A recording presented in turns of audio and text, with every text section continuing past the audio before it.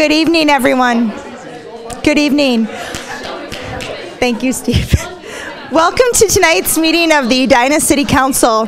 My name is Jennifer Benarat. I serve as the city's Director of Communications. My role during the meeting is to assist with any audio or visual needs here in this room and to assist the Edina TV crew with any needs they might have related to the broadcast. First of all, if you've not already done so, please silence your telephones and other electronic devices. If you did not pick up a copy of the agenda and would like to follow along, there should still be some copies out through the glass doors on the small wooden podium to my left. Tonight there are a couple of opportunities to address the City Council. The first is during the community comment portion of the agenda. During that period of the meeting, you are allowed to come forward and speak about anything that is not on tonight's agenda or planned for a future public hearing. You are allowed 3 minutes of speaking time. To start your 3 minutes of speaking time, we ask that you give your full name and address, including apartment, condo, or business suite number if you're representing a business. At that time, the green light at your podium will turn on. When you have 30 seconds remaining, the yellow light will turn on, at which time you should begin to wrap up your remarks. And of course, when your 3 minutes has ended, the red light will turn on, at which time you should conclude your remarks and take your seat. We do ask that you stand at one of the two side podiums, this one here or this one here. Stand only where I am at the document table if you have audio or visual materials to present. At that time, I'll give you a wireless microphone like the one I'm using. The other opportunity to address the council during a city council meeting is during the public hearings portion of the agenda. I believe there's one public hearing scheduled for tonight. The same rules of how much speaking time, giving your name and address, and where to stand apply. Once we get going, if you have any difficulty hearing, please signal me or another member of the city staff, and we'll provide you with what's called a listen device. That's a device that simply slips over your ear and amplifies what our microphones are picking up. If you choose not to stay for the entire meeting, students, that's just fine. We do ask that you exit as quickly and quietly as possible, as the meeting will remain in session. As you exit, do keep in mind that the only thing separating the lobby from these chambers is a beautiful sheet of glass, which means not only can we see you, but we can hear you. And sometimes our microphones can even pick up the conversations occurring out in the lobby. So move closer to the police department or down the hallway or even outside if you need to have lengthy conversations. With that, does anyone have any questions before we begin? All right, seeing none, thanks for being here tonight and being part of the public process.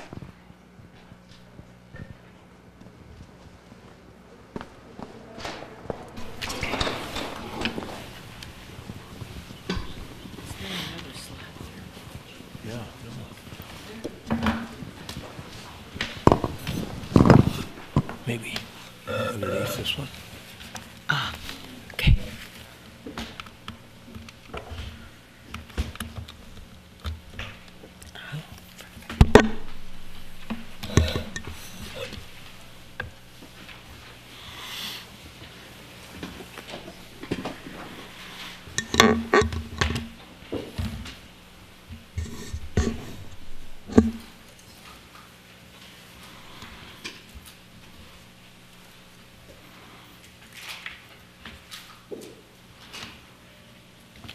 All right, good. We've got a green light. We can go to work. We can call the meeting to order. Good evening, everybody, and welcome to the Tuesday, February 4th, 2020 meeting of the Edina City Council. Roll call, please. Ms. Allison. Member Fisher. Here. Member Staunton. Here. Member Brindle. Here. Member Anderson. Here. Mayor Hovland. Here. For those of you in the audience that care to join the council, as we say the Pledge of Allegiance, please rise. I pledge allegiance to the flag of the United States of America and to the republic for which it stands, one nation, under God, indivisible, with liberty and justice for all. Thank you, folks.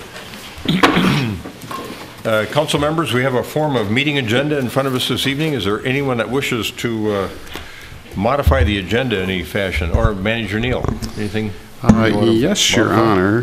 There was a request from a council member to ask if we could move item J under consent agenda to one of two places, either make it item B under reports and recommendations, or put it right under the green umbrella special presentation, which would be item 7B. One of those two. It seems like it would logically follow after we have a discussion about the program to have the resolution. Very good. All right. So let's move item 6, Roman 6J, behind Roman 7B. Make that Roman 7C. Any other modifications to the meeting agenda?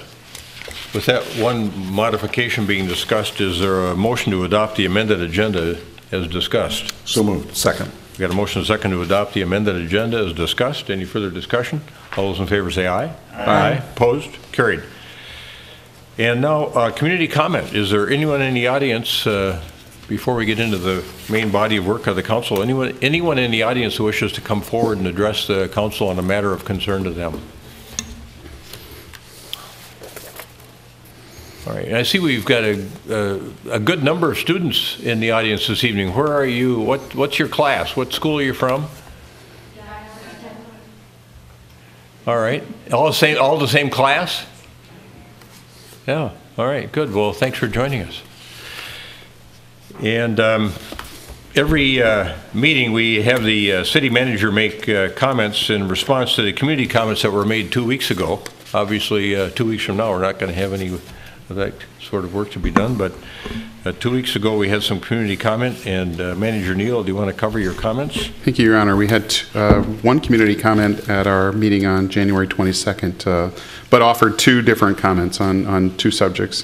One was regarding the recommendations from Five Bugles Design, which we got in January of 2019. And you'll recall this is the consulting group that we worked with to take a look at our emergency response time, primarily on our fire and medical services. And their analysis was that we ought to start looking for possibly a new place for a new location for Fire Station 2, but definitely start thinking about locations, availability, et cetera, for a new Fire Station 3 that would serve primarily the northeast quadrant of the city.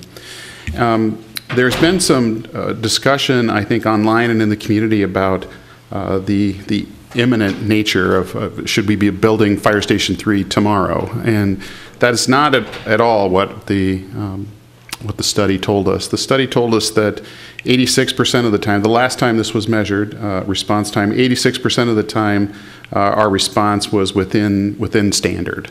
And that's pretty good. I think the concern in the analysis was that as the community grows and stretches in some way, stretches up and to this and laterally, we're going to have more trouble keep meeting those standards, and we should be prepared for that. So, and as the community ages in place as well. So, part of what we should be doing is being opportunistic about what sites are available. We should run those sites through our analysis, and when we can, we should pick a site that works well for the systems analysis that we'll do at that time. So that's one answer to that question. The second question was, in a special assessment project, 8 years ago maybe, city engineer, there was a question about, in that particular Minnehaha Woods neighborhood, that the city required property owners to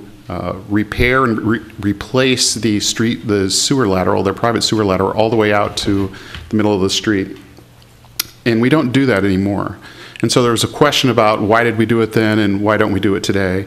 There's no question that kind of making that kind of policy decision produces a better sanitary sewer collection system. It's tighter. It's less susceptible to leaking and inflow and infiltration. But it comes with it some challenges on the financing side, on the logistical side of building that sort of system. So we don't do that anymore. We encourage property owners to do it when we do neighborhood reconstruction programs, but we don't require it to be done like we used to.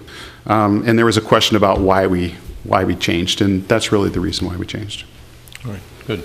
That prompt any reason for inquiry by any council member? All right, we'll move on. Thank you. Thank you, Manager Neal. We've got a consent agenda now with, I think, 10 items on it. We are removing 6J and moving that later into the agenda. Is there a motion? Does anyone on the council wish to remove an item from the consent agenda? Otherwise, I'll entertain a motion to adopt a consent agenda as shown with the exclusion of 6J. So moved. Second. Got a motion and a second to approve the consent agenda with the exception of 6J. Any further discussion? All those in favor say aye. Aye. Aye. Opposed? Carried. And you guys really took me off the hook there with the appointment of the assistant weed inspector. Since I'm the chief weed inspector, I understand, right? Tom Swenson will be a very adequate assistant. It's a job No. you do well. Yeah. Now we're going to move on to special recognitions and presentations. And the first matter we have in front of us this evening is we have some students here. Grace Burnside and 6 other students, I think, here to accept the United Nations, Model United Nations Team Proclamation. I'm going to read that proclamation. The council is going to adopt it, I'm sure. And then we'll have you folks come up and accept it. We'll take some photos and then have you comment on your experience. So, in fact, while I'm reading it, if you want to come up to the podium, you're sure welcome to do that. You can come up with your students that are involved in the program. And then as you're coming up, I'll read the proclamation. And then it's a proclamation honoring Edina's Model United Nations Team. And the proclamation reads as follows. Whereas Edina Model United Nations is an extracurricular team at Edina High School for students in grades 9 through 12 that promotes global awareness through research, writing, public speaking, and simulations of real-world diplomacy. And whereas Edina Model United Nations is the only nationally ranked Model UN team from Minnesota and has held its own in-state Model UN conference for as many as 14 different schools over the course of the past 5 years. And whereas over 1,500 students from all grades and diverse backgrounds from Edina High School have participated in Edina Model United Nations since its inception in 2009, and whereas during the Edina Model UN team's 10-year history, the team has traveled to over 25 conferences, including those held in Minneapolis, St. Paul, Chicago, New York City, Philadelphia, Berkeley, Washington, D.C., and Boston. And whereas countless delegations have won awards for their performances at these conferences, exhibiting exemplary research, writing, and diplomatic skills. And whereas many Edina Model UN graduates have gone on to lead Model UN Nations teams in their respective colleges and universities and have pursued careers in many diverse organizations related to international relations and global affairs. Now, therefore, the Edina City Council does hereby proclaim Tuesday, February 4th, 2020, as Edina Model United Nations Day in the City of Edina in recognition of the many accomplishments of the Edina Model UN team, and in recognition in 2020 as a recipient of the highest award in the world of international diplomacy. Is there a motion to adopt a proclamation as read? So moved. Second. Get a motion and a second to adopt a proclamation as read. All those in favor say aye. Aye. Opposed? Carried. Well, would you please introduce yourselves? And I'm going to walk down momentarily and hand the proclamation to all of you, and we're going to get a photo taken. But please introduce yourselves and tell us a little bit about your experience with the Model UN. All right. My name is Grace Burnside, and I have with me Phoebe Taiwo, Lindsay McCon, Matt Rupert, and then the 5th captain, Tommy Hardy, couldn't make it today because he had a hockey game. And so on behalf of my fellow captains and the entire Edina Model United Nations team, I'd like to thank Edina City Council and Mayor Hovland for this proclamation celebrating and acknowledging our amazing team. Model UN, as you all heard previously on the proclamation, is an activity that teaches diplomacy, collaboration, how to think critically about the world, and how to solve international issues. These attributes are especially important in our generation if we ever want to see a truly successful and harmonious country and world. However, what makes Edina Model UN so unique and special is the incredible inclusivity and success our club has found. Anyone who wants to make a positive impact on the world has a place and is welcome, and this is what makes Edina Model UN so special. On a final note, I'd like to thank our advisors, Betsy Nimmo and Brad Dahlman, who are here today with us, and Nikki McKeever, who couldn't make it, for working so hard and contributing so much time and energy to our club. We wouldn't be able to do this without you. Finally, I would encourage anyone here to tell a young person they know to join Model UN, and all the freshmen here to join Model UN next year. And yeah, that's all I have. All right, Thank well, you. thanks. Thank you, Grace. Anyone else wish to comment on this, on your experience? Where did you go this year, or haven't you been to a competition yet? We just got back from Washington, D.C., where our team was very successful. We had, I think it was 21 overall individual awards and diplomacy awards, and we got a team award for outstanding large delegation. And then this weekend we're heading to Chicago for the U Chicago conference. And what were some of the issues that you were asked to address in Washington, D.C. at that session? In D.C., it was based around crisis in Latin America. So all the topics were revolving around issues in Latin America and how we can fix them and things like that. So for example, I was on the government of Puerto Rico, and we were addressing Hurricane Maria and how to sort of fix the damage that's happened and prevent as much damage that has happened from Hurricane Maria from happening again when another hurricane hits. All right. And do you know what your itinerary or your agenda will be for Chicago? Well, in Chicago, I'm on a crisis committee, which is more of you adopt the position of a specific person, typically in the past. So I am someone on the advisory council to someone in Oman. So it's like Oman 1970 something, and then we're just restarting the country of Oman, the government of Oman. Okay. And will the rest of you be involved with Oman as well, or other responsibilities? No, in Chicago, I will be Devra Adler, who is the Democratic National Committee member to help get Barack Obama back into office. This was set in 2007, so it was about getting Barack Obama into office during that time. So we go back in time a little bit, and we have to follow those protocols to try to get him into office. Okay. And what were you involved in personally in Washington? I was Ariel Henry. He was a Minister of the Interior for Haiti. And so we got a lot of different issues where there were earthquakes and hurricanes and just civil unrest, and we had to think on our feet to try to solve those issues. Good. I think we'd love to hear from the two of you as well as to what you were involved in, what you're going to be involved in. Yeah, so Lindsay and I were on the simulating the Security Council in Washington, D.C. As partners, we were representing the nation of Kuwait. And so we were dealing with issues based in the crisis in Venezuela right now, as well as working with with Phoebe in dealing with the crisis in Hispaniola, Haiti, and the Dominican Republic. And then coming up in Chicago, I'll be working in the Cabinet of Japan in 1960, simulating the rebuilding of Japan post-occupation. Yeah, so I was with Matthew on the Security Council, where we mostly focused on the conflict in Venezuela, working with President Maduro and working to provide humanitarian aid to the citizens. And then next week, I'm on the Cabinet of Mexico in 1990, so that is when NAFTA negotiations are happening. So as the Minister of Labor, I'm working on raising the minimum wage and making sure that it applies evenly to all Mexicans. So. Right, good. Yeah, we're really excited about our committees, and it's fun to mix it up each week by having a new country and a new position. So we just think that the activity in general has really broadened our horizons, and I think that each of us are considering studying international relations or bringing that, that perspective into college studies next year, because we're all seniors. So. Well, I think if the ninth graders are paying attention, they ought to be real motivated hearing the four of you and the enthusiasm you have and how articulate you are. So, well, let's get a photograph.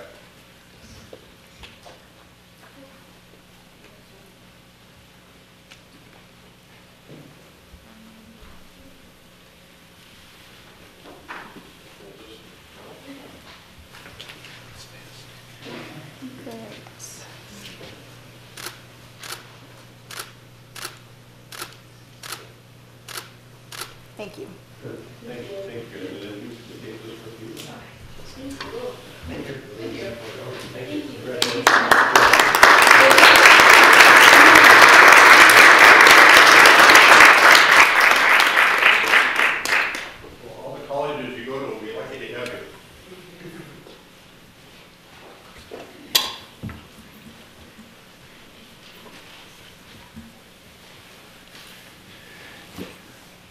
All right, in this portion of the agenda, we're also going to discuss the Green Umbrella Program, and Manager Neal is going to introduce the topic.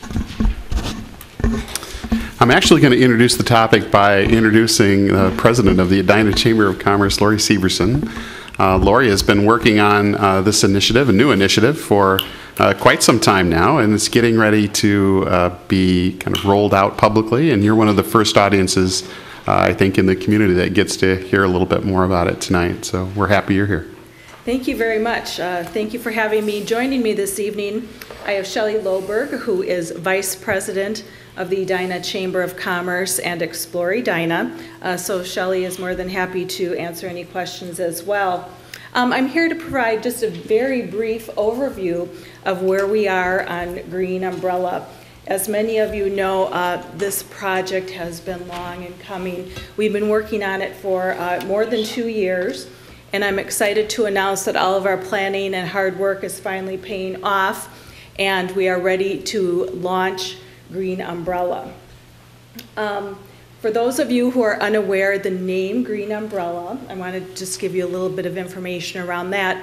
Green is our nod to Edina. Although it also signifies growth and vitality and sustainability. We wanted to have all of those factors included in whatever name we included in our program. And umbrella refers to community. One of the main topics that came up over the last couple of years as we discussed the direction of our program was the fact that this wasn't just a program aimed at businesses in Edina. We really wanted this to be community inclusive, and the umbrella is the symbol of that as we move forward. Our goal for Green Umbrella is to build a happier, healthier, and more purposeful community.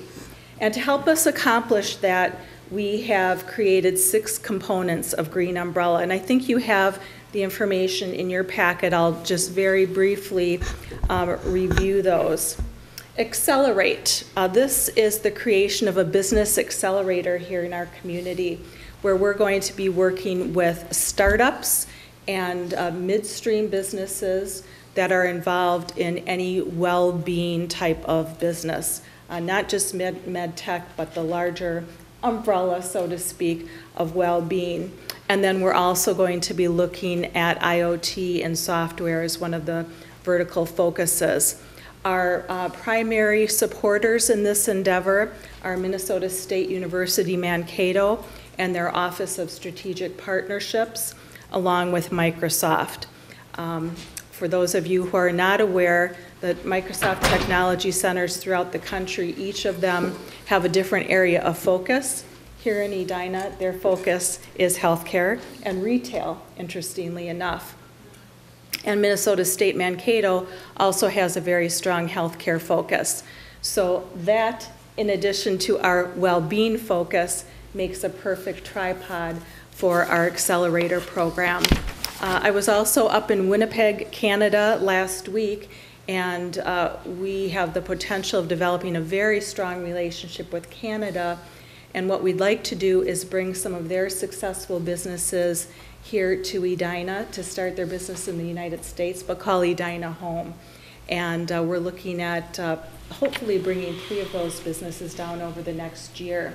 So I had some great conversations with Deed today and the role that they could play in helping us get started with that. But there seems to be some great potential in that as well. So that's very briefly a little bit of an update on our accelerator. Educate. This is also a collaboration between Minnesota State University Mankato and Edina Public Schools. They are taking the lead on this, and the goal is to introduce well-being and healthcare careers to young people at a much younger age at Edina Public Schools. So we're very excited to get that underway. They're working on it internally, and we hope to launch it the fall of this year to a small group of students to start with, and then depending on the success and what we need to do to tweak the program along the way, they'll launch it to a larger group of students. Communicate. This is actually the creation of an online portal for all of Edina residents to actually have a one-stop shop. The example that I use that may not give it justice, but an individual who's looking to take a yoga class that might come to mind to call the Y first or maybe Core Power, but they can go onto our website, plug in yoga, and they'll get a listing of the 6 different locations that offer yoga classes, and they can go from there. We want this to be not just about medical services and well-being as yoga, but where can they go to become part of this community? As I mentioned, the goal here is to create a happier, healthier, more purposeful community, and this includes social. So where can they go for social activities here in Edina, whether that be through the Community Foundation or the Senior Center? We want this to be, as I said, our one-stop shop. Innovate and the Life Lab here in Edina. This is creating a place for businesses and organizations to come and pilot innovative programs in our community. We've been talking to Allina Health about the possibility of bringing back their program that informs people on signing a living will. It's something that they've been looking at and talking about for a while. They would pilot it here. We would work through our contacts at the chamber, in our community, through our online portal, and they would figure out how to operationalize it in a smaller community of 50,000 here in Edina, so they can take it out to other communities in hopes of being successful on a larger scale. But Life Lab is about creating an environment here where innovation can thrive and where we welcome that. And in addition to pairing that with the accelerator, I think that's a very good partnership there. And then we also have economic development that pairs very well with the accelerator. Businesses that have been successful in the accelerator, we're asking them to stay here in the community for a minimum of 3 years. And that's their commitment, that's their thank you for us helping them accelerate their business to the next stage. We'll be working closely with the economic development team at the City of Edina to help fill any gaps that we may see in our industry sector, our cluster sector here. But I think that's another great partnership that we can develop. And then the final component is workforce development and bringing our partners as Fairview Southdale, Allina, our other businesses along France Avenue and in the wellness and healthcare industry on board and helping them fill that pipeline for employees. And that goes hand in hand with not only Minnesota State Mankato, but Edina Public Schools as well. And we've got some great things that have started in that category. This is very aggressive. What we've done from a process perspective is really focus on accelerate, educate, communicate, and the Life Lab. We already have strong partnerships built there that are underway, so we're seeing some progress. And then economic development and workforce development will take on as stage 2. As far as financing, the Chamber of Commerce has made a commitment to take on the majority of the financing here. We are working with partners in the business community to help us finance those other pieces, such as the accelerator and the online portal piece of it. We do hope that this will attract visitors to our community. It's interesting as to how many people are already visiting Edina for healthcare that we're becoming aware of just through what we've done already for Green Umbrella. So what we'd like to do is expand that, and when the timing is right, we'll bring Explore Edina on board to help fill in some of those pieces as well. But as I mentioned, you'll be hearing more about all of these pieces probably over the next month for sure about the launch of Green Umbrella. Hopefully it will be hitting the media mid-February over the next week and a half. And then the accelerator piece we hope to actually launch late summer, early fall. But I did just want you to be aware of where we stand at this point, and I'm happy to answer any questions that you may have. Thank you. Questions for Ms. Severson? Comments? Member Brindle. Thank you. So the Chamber of Commerce is going to, if I understand you correctly, be financing parts of this business model, the accelerator and the online portal. What's the source of the funds that will be used for that financing? Our membership. Okay, Yeah. thanks. And the majority of it is through fundraising, especially on the accelerator and the online portal. We are actively out in the community working with businesses. We have a substantial contribution already set for the accelerator piece of it. The accelerator is the large dollar amount for the accelerator will actually be used to feed back into businesses. So they're coming into the accelerator and asking for assistance to get them to the next level so they can move their business forward. That's how those funds will be used. And the contributions are actually coming from angel investors, wealth management, private equity firms who are actually doing that as part of their business strategy. And then I mentioned the online portal piece, and we're talking to some of the Fortune 500 companies in particular that are very interested in how this online portal piece looks and how we can use what we're doing here in Edina regarding the online portal and possibly taking it to other communities. Member Fisher.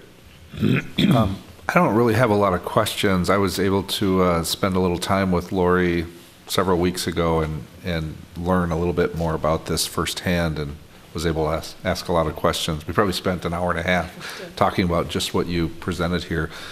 And my comment is similar to what I talked to you about, is that you know, this isn't your father or mother's chamber, right? It's sort of new thinking about what chambers can do in communities. And I applaud you and your board for thinking outside the box and doing this. And I think this whole well community concept and how you're growing it under this green umbrella is really innovative, and I think can be a really good thing for our communities. So thank you. Thank you. Good. Well, Thank you. I can't take all the credit for that. I have to say, again, as a little bit of background, when we went into this, it was designed as a medical destination project, similar to, but on a much smaller scale, to Rochester. And we pulled together 13 or 15 individuals in the community, leaders in healthcare and well-being, and presented the medical destination project to them. And several of them said, Lori, you know, we love this idea, but if you're going to do this, it can't just be about driving revenue to medical providers. And I had to sit back and look, because around the table, 75% of those individuals worked for medical providers. So I questioned the individual who had made that comment, and he said, by a show of hands, how many people live here in Edina? And of the 15 people, 13 live in this community. And the point that he made was they have much more at stake than driving revenue to their business. They want this to drive the economic wheel of this community, and they wanted it to be about people coming into Edina. Maybe it is for their annual physical examination, but they want them to shop at Galleria, to stop and have lunch at the Cheesecake Factory. They want them to buy homes here. It's much more than just coming in for a physical examination. So when you look at this and some people say, oh my gosh, this is pretty aggressive, and it's more than just the medical community, yes, it is aggressive, but it was intended to be that way, because this was the only way that we could make sure that it wasn't just about driving revenue to the medical community, and that everyone in Edina could benefit, whether you're a business or whether you're a resident or whether you're a visitor. So thank you, I appreciate that. Member Brindle. So one of my concerns with this is that I don't understand well enough how the funding comes into this. Now, what I do know is that the city collects lodging tax and provides those funds, a great, like 95% of those funds on an annual basis to the chamber to, on behalf of the city, then distribute that. So looking at the funding that's needed for this, I guess I want to understand, how are the lodging tax funds used for this program, and just so that I get that clearly out and have an understanding of that. I would welcome you to join us at one of our board meetings. Our board has been very strict about how those funds are being used. We do have city representation on the board as well. We have pored over the legislation as to how that money can be used, and it has been made very clear to us that those funds can only be used if we are going to be marketing Edina as the well-being destination. It cannot be used for the accelerator. It cannot be used for any of these pieces. If we want to put an ad in the Winnipeg newspaper to encourage people to come here for medical services, that would be a way that we could utilize the Explore Edina funds. But it has been made extremely clear to us that we are not able to use those funds for these types of activities. Okay, thank you. Member Anderson. Thank you. I wanted to acknowledge all your hard work in this area. I know that you've spent a ton of time and expended a lot of energy on this as well. I wonder if you'd want to comment just a little bit on a program that we discussed briefly and you touched on tonight, but I think it's so exciting, or the potential of it is so exciting, that the expansion could be useful for people. Your relationship with Minnesota State Mankato and Fairview. There's a match there, if I'm understanding this correctly, in terms of potential certifications that can come from Mankato State, or that they can certify there, potentially to fill employment needs at Fairview, or even other hospitals, and with a potential target even of some of our graduating seniors, or even seniors in their senior year. So I just think that job growth and creating jobs in the city is very admirable. The attempt to do so is admirable, and I can see how there may be some revenue generation and cross-pollination in those two entities. Minnesota State Mankato has got to be one of the best kept secrets in Edina. I cannot tell you how many people see their name on here and they're like, well, Mankato, how the heck are they connected?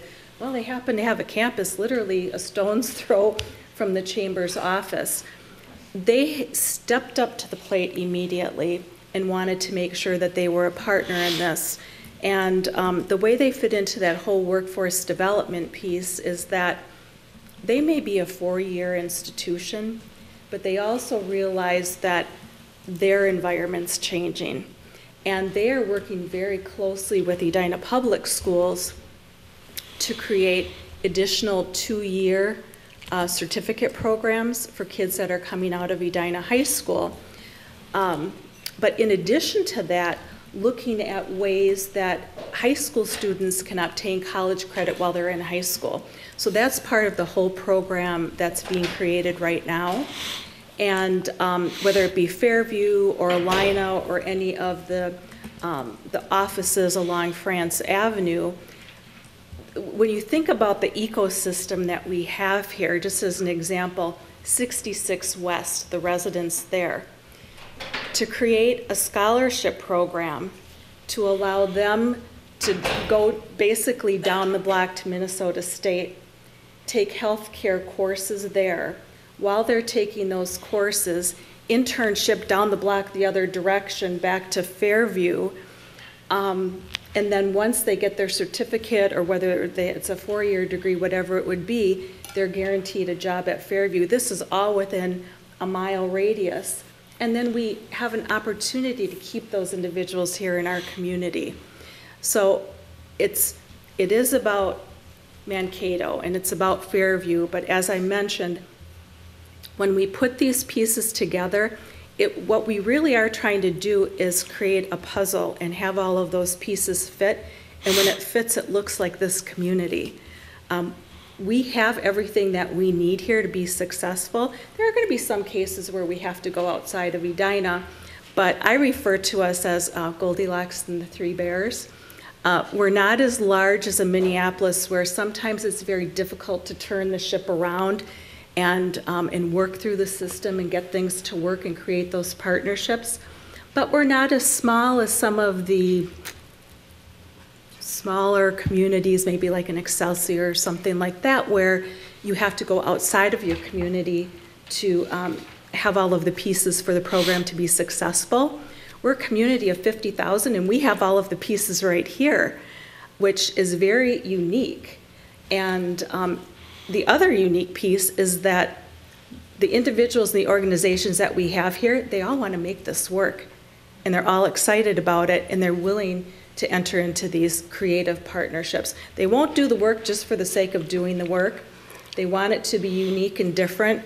And I was reading an article that was actually talking about the creation of Centennial Lakes in 1988, and it was in the Star Tribune, and it said something along the lines of, well, everybody in the community, they were shocked that Edina would consider to take on this large of a project and do something as innovative and creative as this. And it warmed my heart. I'm like, well, we're not the first ones to take on a project that's this large. We can look at Centennial Lakes and the fact that the city of Edina took on that project, and I bet there isn't anyone here in the community that is ashamed of what that project has turned out to be.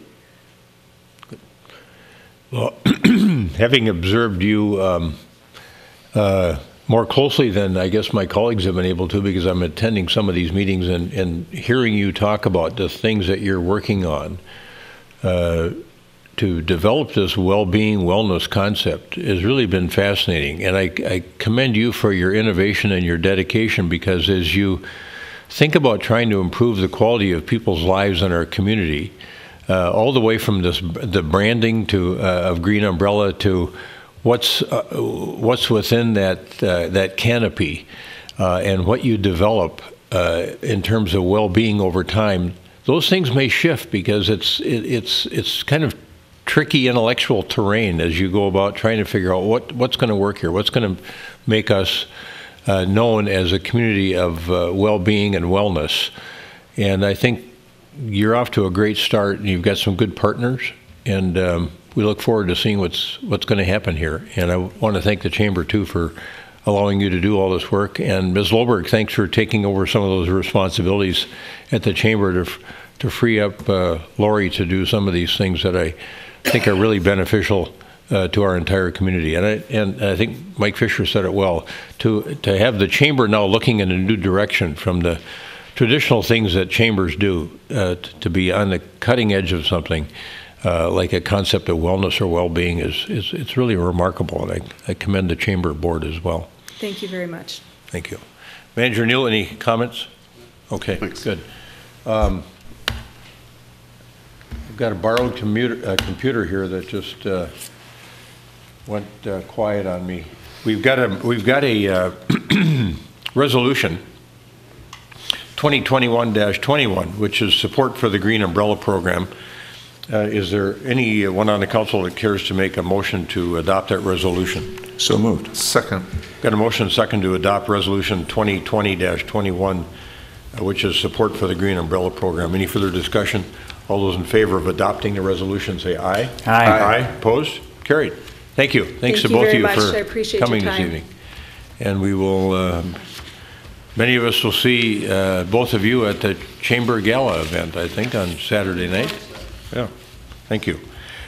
That does complete our special recognitions and presentations portion of the agenda. We're going to move on to public hearings.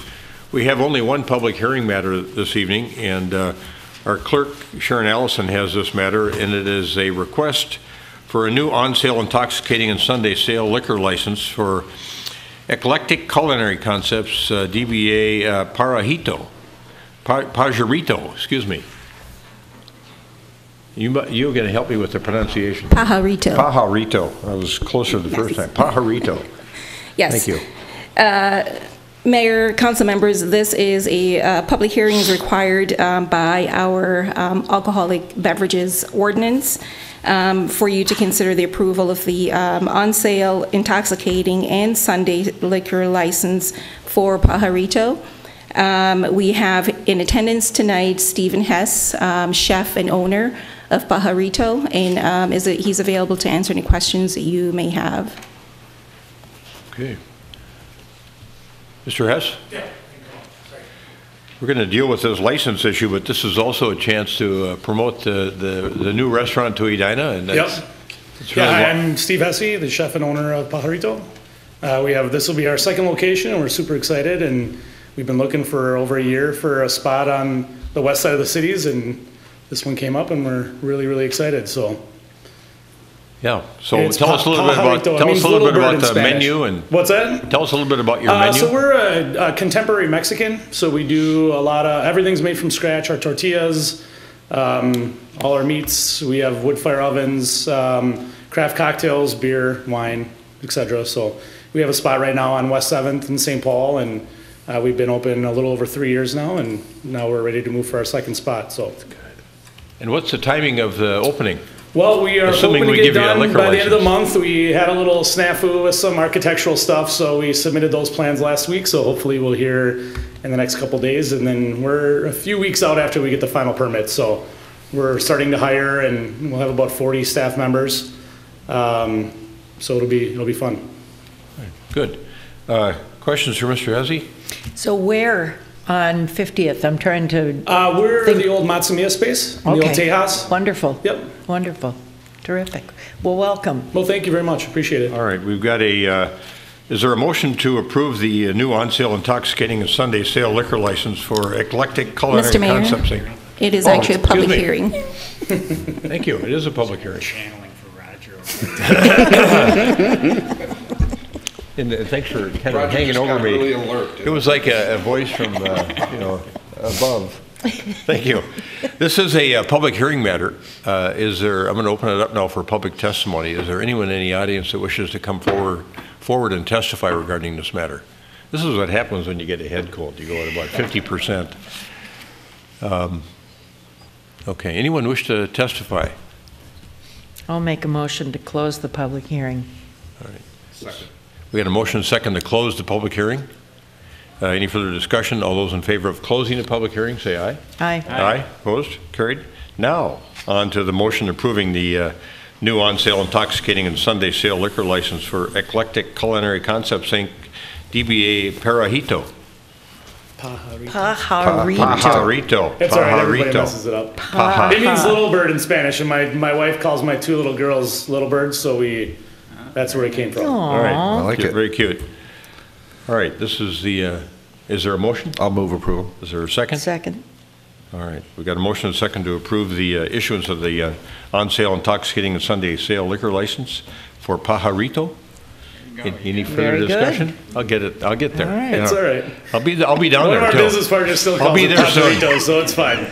It's been 3 years. So. Any further discussion? All those in favor of the motion as stated, say aye. Aye. Aye. Opposed? Carried. Anything else you want to add in terms of? No, we're really excited. I'm super happy to be here. I love the community, and it's kind of reminds me of, I grew up in St. Paul, and we're on West 7th right now, so it's a nice little small community, and it feels the same here, even though it's quite a bit bigger, at least with restaurants and shopping and things, but it'll be a lot of fun. And then how will folks know that you're going to be open? Are you going to? Well, we have a PR company that we work with, so we'll launch something here pretty soon. We have some signs up now that says opening soon and then hiring, but we don't have a date yet. We've had pretty much every news outlet call us, but since our contractor messed up a little bit on some design stuff, so we're waiting for that approval. Once we get that, then I have a finalized date. Once the approval of the building permits are finalized, then I can then I have a timeline I'm still open by the end of February, first week of March. All right, So- well, good. Keep us posted here at City Hall, Absolutely. because they will, get that communication out as well. Absolutely. for you. Thank you very much. All right, good. All Thank right. you, Steve. Thank you. Good luck with everything. And we'll all be down there. Not together, but sure we'll all get there. All right, we're going to move on to the reports and recommendations portion of the agenda. And the singular item we have in this portion of the agenda this evening is the sketch plan review for 7001 and 7025 France Avenue. And Director Teague, do you want to introduce the topic? Yes, thank you, Mayor, members of the council. This is a mixed-use project in the greater Southdale District. The site is about little under 6 acres in size on 70th and France. Big picture, this request will require a rezoning from the existing commercial zoning designation to planned unit development. This site is guided in our comprehensive plan for a maximum of 100 units per acre. This proposal before you is for 55 units, so it's within the comprehensive plan.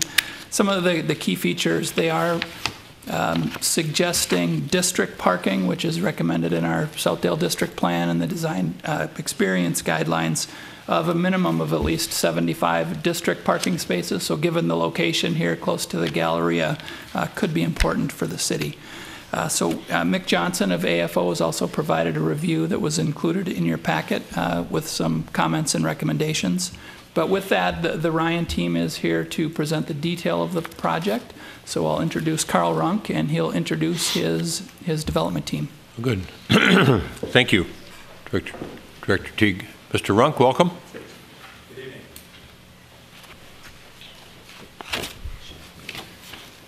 Get the slides on here.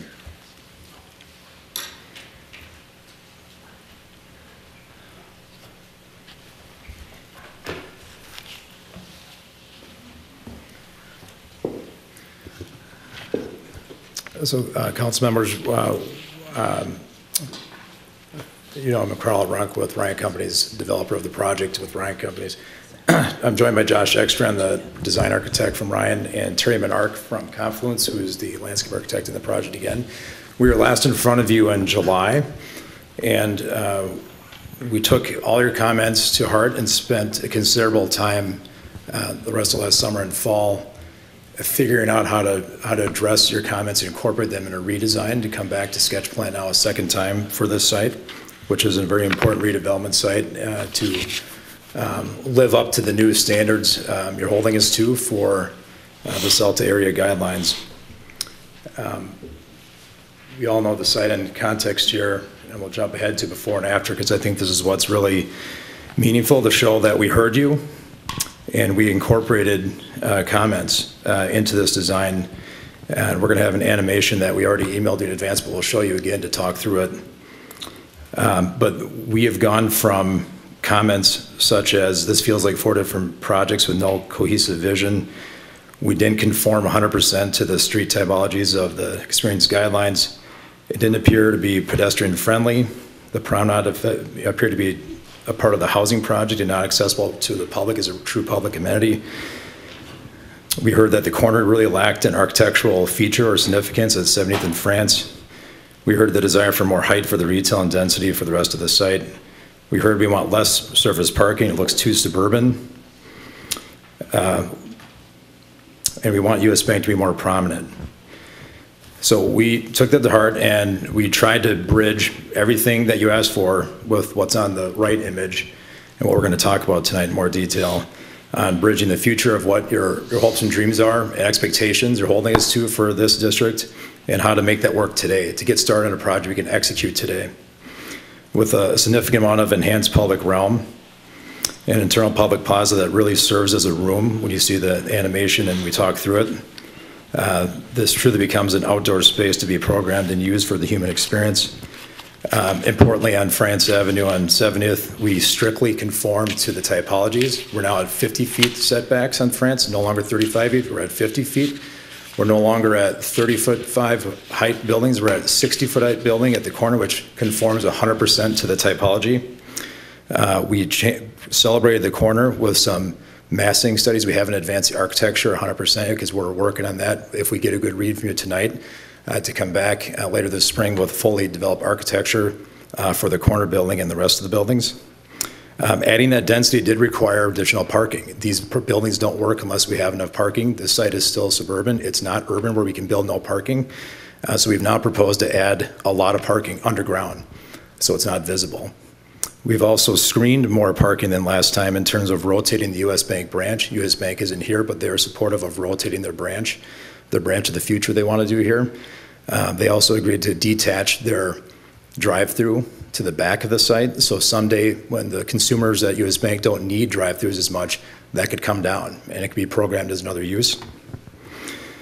The overall density of the site is greater now, as you can see. We've gone from a wood frame market rate building that's residential to concrete, greater in height, greater in significance, with setbacks that conform on 70th Street to set back the building appropriately.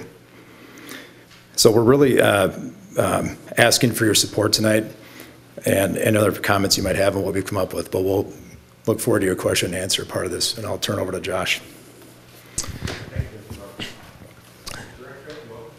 Thank you very much. Good evening, council members. So to talk a little bit more detail about some of the features of the site, quick project summary. This is in the packet you received earlier, but as a reminder, we've increased the density on the site quite a bit. We still have the 6,000 square foot flagship U.S. Bank branch, which is now rotated to be parallel to France to keep that street wall much more consistent, which we'll see when we flip to the animation in a moment. A 4,000 square foot standalone retail building, which we think is a near-term redevelopment opportunity, I guess, or medium term, in the not too distant future, that could be redensified on that site once consumer habits change, perhaps.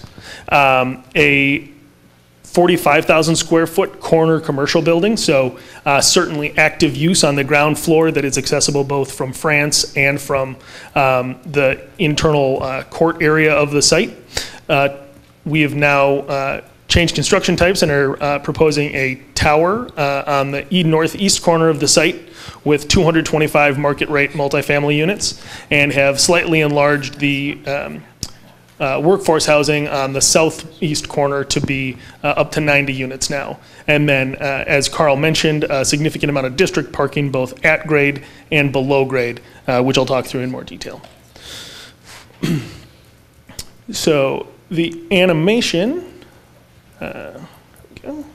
so coming into the site, you can see we have significantly more height at the corner of 70th and France. We are maintaining the required setback along 70th, and after the 65-foot height, we're stepping back with the tower form to the south. Here we're stepping into the interior active space within the facade, and on the left side here, you can see the flex space that we envision being really a indoor-outdoor space that spills out and activates that area on a daily basis. On the right, you can see the U.S. Bank branch has been rotated. Now we're crossing the east-west street through the site, which has pedestrian paths on both sides of it, and that single-story retail branch, retail building, which has enhanced height to give more presence along France while still being functionally a single floor. And then as we turn to the right here, again, this is a 50-foot setback along France. You can see multiple points of access for pedestrians into the site to both see into activity happening in there, as well as access through and into that. Now we're looking down the other side of that street. So in front of us would be that workforce housing building. So a lot of landscape on both sides of the street here, and the introduction of a very nice plaza on this corner, which would also be where the main entry to that workforce building would be. So now that is really located on this kind of north-south pedestrian connection through the site. And here we are back in that center lawn area where we expect a lot of program to spill out and be part of that flex space. Terry will talk about more of the public realm in a couple moments, but just wanted to take a second to highlight how much of the space, how much of the site we've been able to really focus on pedestrian-first experiences and spaces. So this diagram shows the amount of space that is publicly accessible. and usable by pedestrians on a daily basis, and to a greater degree in special events when the entire space might be taken over for a large gathering of some sort. So 66% of the site is not privatized building that you can't enter and go through. So I think this really demonstrates our commitment to making a great space that is pedestrian first and gives a lot back to the pedestrian realms and sets up connections through the site and to other parts of Edina that people certainly want to be able to get to. Street room diagram just demonstrating the compliance with the sections from the Mick Johnson diagrams. 50 feet setback along France and 30 feet along 70th, and then stepping back above that at the tower form. Some connections through the site. So this this is showing the pedestrian connectivity through the site once and around it once we put this in place. So you can see there's a lot of opportunities to go from France through the site to get up to 70th and through a proposed crosswalk to the Galleria. We're also setting up for future connections across to our neighbor to the east towards the promenade, as well as to the south for connection to the promenade and to future development opportunities further to the south of us. From a vehicle standpoint, we're doing a similar thing. We're allowing vehicular access through the site from France off of that relocated curb cut, but that gives another opportunity to get over to a future north-south connection from the roundabout in front of the Galleria today, and sets up for a future connection across with our neighbor to the east. Now we're cutting inside the site, and I'll just walk through how the first floor works and where parking access is, and then we'll look at the first three floors of the building diagram and plan momentarily. But you can see here we have shared parking access happening underneath the tower footprint, which would include a ramp to below grade parking, which is most of the footprint of the site. That also has access from the east-west road on the south side of the tower footprint.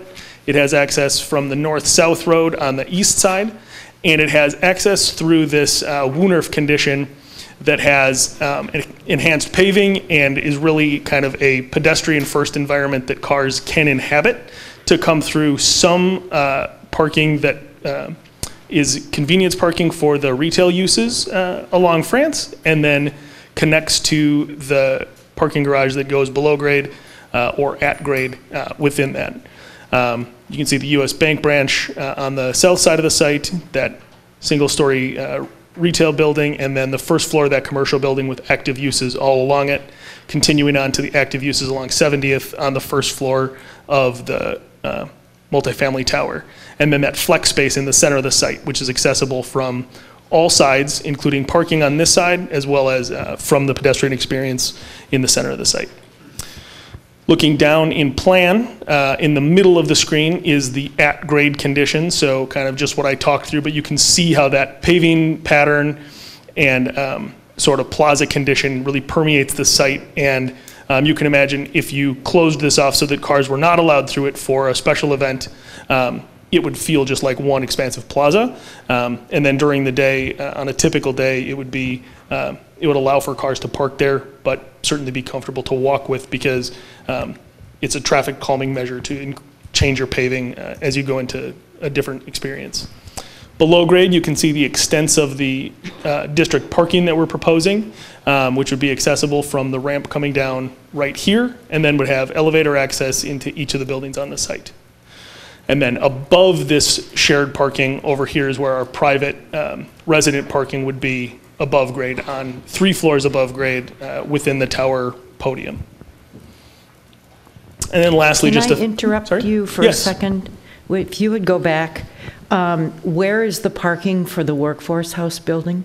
That would be below grade on the south end of the site. So it would actually be directly below that building and have access through an elevator into it. Okay, it's labeled shared district parking, but that piece of it is private? We envision that would be able to be utilized by the workforce housing. So workforce housing doesn't have secure parking?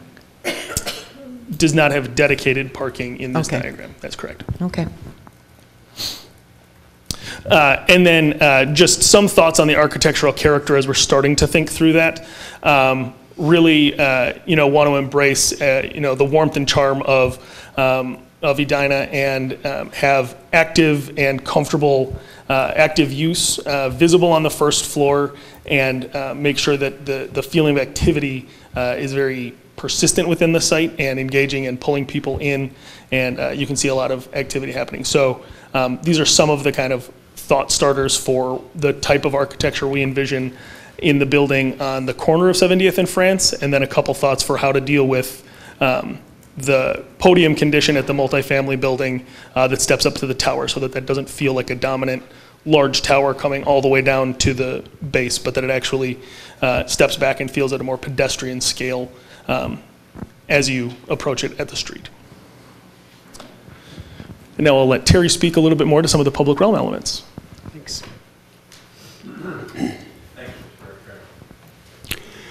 Yeah, so the public realm here kind of has three primary purposes that we're trying to serve here. One is creating this healthy lifestyle, healthy living environment, energizing the development in this block and the rest of the community by enhancing the pedestrian environment and pedestrian movement and circulation, trumping over cars. And then looking at the idea of sustainability and how we kind of celebrate it and bring it to light, make it part of the overall development and not just hide it in pipes and drains underground, but begin to make it part of the public realm to be not only a celebration of what this is, an educational process, but also the idea of it becoming something that is a habitable, enjoyable landscape as well. Josh kind of did a great job with the fly-through of kind of showing the variety of different spaces we're looking at here, but as you can see, the perimeter of the site with the setbacks on France along 70th Street really begin to define a really strong landscaped edge. There's tree-lined streets along France, double tree line. There's tree-lined streets along 70th, and even on the backside of the I guess the shorter private street here creates this vegetative buffer to the building edge, kind of creating a real strong pedestrian feel to that, and bringing it down to the human scale as part of the development. And then, as you saw in the fly-through, there's a lot of potentials for pedestrian movement into the space and out of the space. So we have these breaks in the building plan that kind of really fits well the area plan of the Edina Southdale District to kind of create these moments where pedestrians can actually engage not only at the corners into the buildings, but also through these openings in the site into the public spaces in the interiors. And you kind of begin to see that along the streets as well. Even along our interior street, we're celebrating the pedestrian more by the landscaping, the pedestrian strength in the pathway system, but also narrowing the road by having on-street parking. So that on-street parking tends to slow and reduce the speed of traffic, but it also creates a safer environment for the pedestrian as they're traveling along there, and the convenience of having on-street parking. We've really strengthened these connections, this Woonerf kind of feel through the space, with the pedestrian kind of becoming the street through here and not the car. So we have the access to 70th across to the Galleria with the visual connectivity, access on the corners as well. But then moving through the site, a really strong pedestrian paving, pedestrian environment through seating spaces, gathering spaces, kind of a central park space here that really builds upon this flex space, whether that flex space becomes a meeting space, a celebration space, an art gallery, a food hall. Any of those things could really fill in this space and then spill out into this plaza. So we've left a bit of plaza space in here for flexibility of programming between the inside and out, but we think that this really creates a strong pedestrian environment for not only daily use, but also for larger events, kind of becoming the hub to the activity that could happen in this larger area here. That path begins to continue along to the workforce housing, which is down on the south end of the site, by having a large pedestrian plaza here that connects further south with this east-west pathway that continues along the bottom of the property, connecting to the Guitar Center site and the promenade through the pathway system that's being developed as part of that development here as well. And as Josh was showing too, we have a lot stronger pedestrian connections through and around the site, but also enhancing some of these spaces by how we begin to interact them with the community. A lot of these arrows are pointing out. We kind of see a lot of these arrows pointing back in too, kind of bringing people into the site for the activity and the energy that it can bring. As Josh identified, a lot of the lower level buildings have strong prominent glass activation, energizing throughout the day and into the evening. The corners of the building begin to activate the spaces as well by spill-out spaces to outdoor dining, outdoor seating, whether those are commercial or retail or some type of physical fitness that might be part of this. That flex-use space in the middle also begins to hide the edge of the parking structure here and create it more of as a pedestrian environment as well. Some of the appeal and look to the space is, you kind of see it in this bottom photo here, where the wound earth, the central space has become blurred with the pedestrian space. We differentiate it through paving, but it feels a stronger pedestrian environment than a car environment. Creating some of these spill-out spaces so there's like a transparency between inside and out, so that the activities inside the space could spill out to the outside spaces and energize the activity both indoor and out throughout the seasons. And then just bringing in this lusher green environment around the perimeter and beginning to define and create that edge. Also through that stormwater, stormwater doesn't have to be ugly. It can also be beautiful and really reveal a diversity of plant material and wildlife through monocultures and a variety of different plantings that bring not only seasonal color but also provide interest to those spaces as well. So we expect to accent this, daylight it, bring it to people's attention, provide some form of educational opportunity with it as well.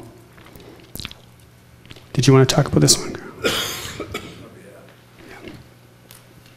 We added this since we sent you the packages in terms of the 10 things to remember as quick bullet points that are part of the experience guidelines and how we are conforming to these as we see it on here regarding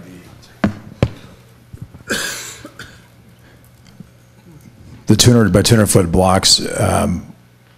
We have split the site into 4 different parcels with what we come up with here. And come up with what we believe to be the best overall design that works, that can actually get done. That also we already are moving the curb cut on France 60 feet to the current location. And we believe this is the best organization for the site. Incorporating parks, plazas, and courtyards, that clearly we have done that in spades. Comfortable pedestrian experiences we just talked about.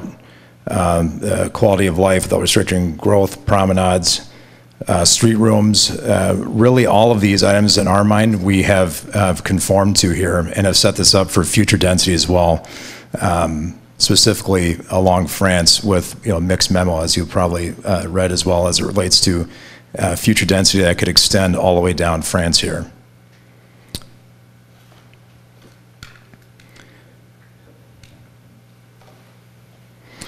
And we'll leave it on this slide regarding again, where we were in front of you last time and where we've come at this point. And really, I look forward to your support and comments tonight. Thank you. So first of all, I just want to thank you for, you've obviously worked very hard and you listened to a lot of comments between the Planning Commission and the City Council and have come back with some really intriguing ideas here. I thought I heard or saw somewhere that there was a proposal for 2 drive-throughs. So there's the bank drive-through. You're not, but I'm not seeing anything else here in terms of a.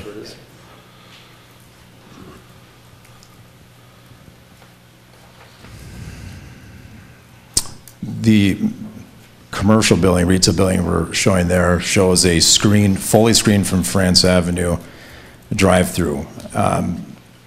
This is a very, very strong retail parcel and corridor, and we believe today this is the best use that should go here to support this, while still accommodating the 60-foot height at the corner, on the corner building, and 50-foot setback. So that is where the second drive-through is.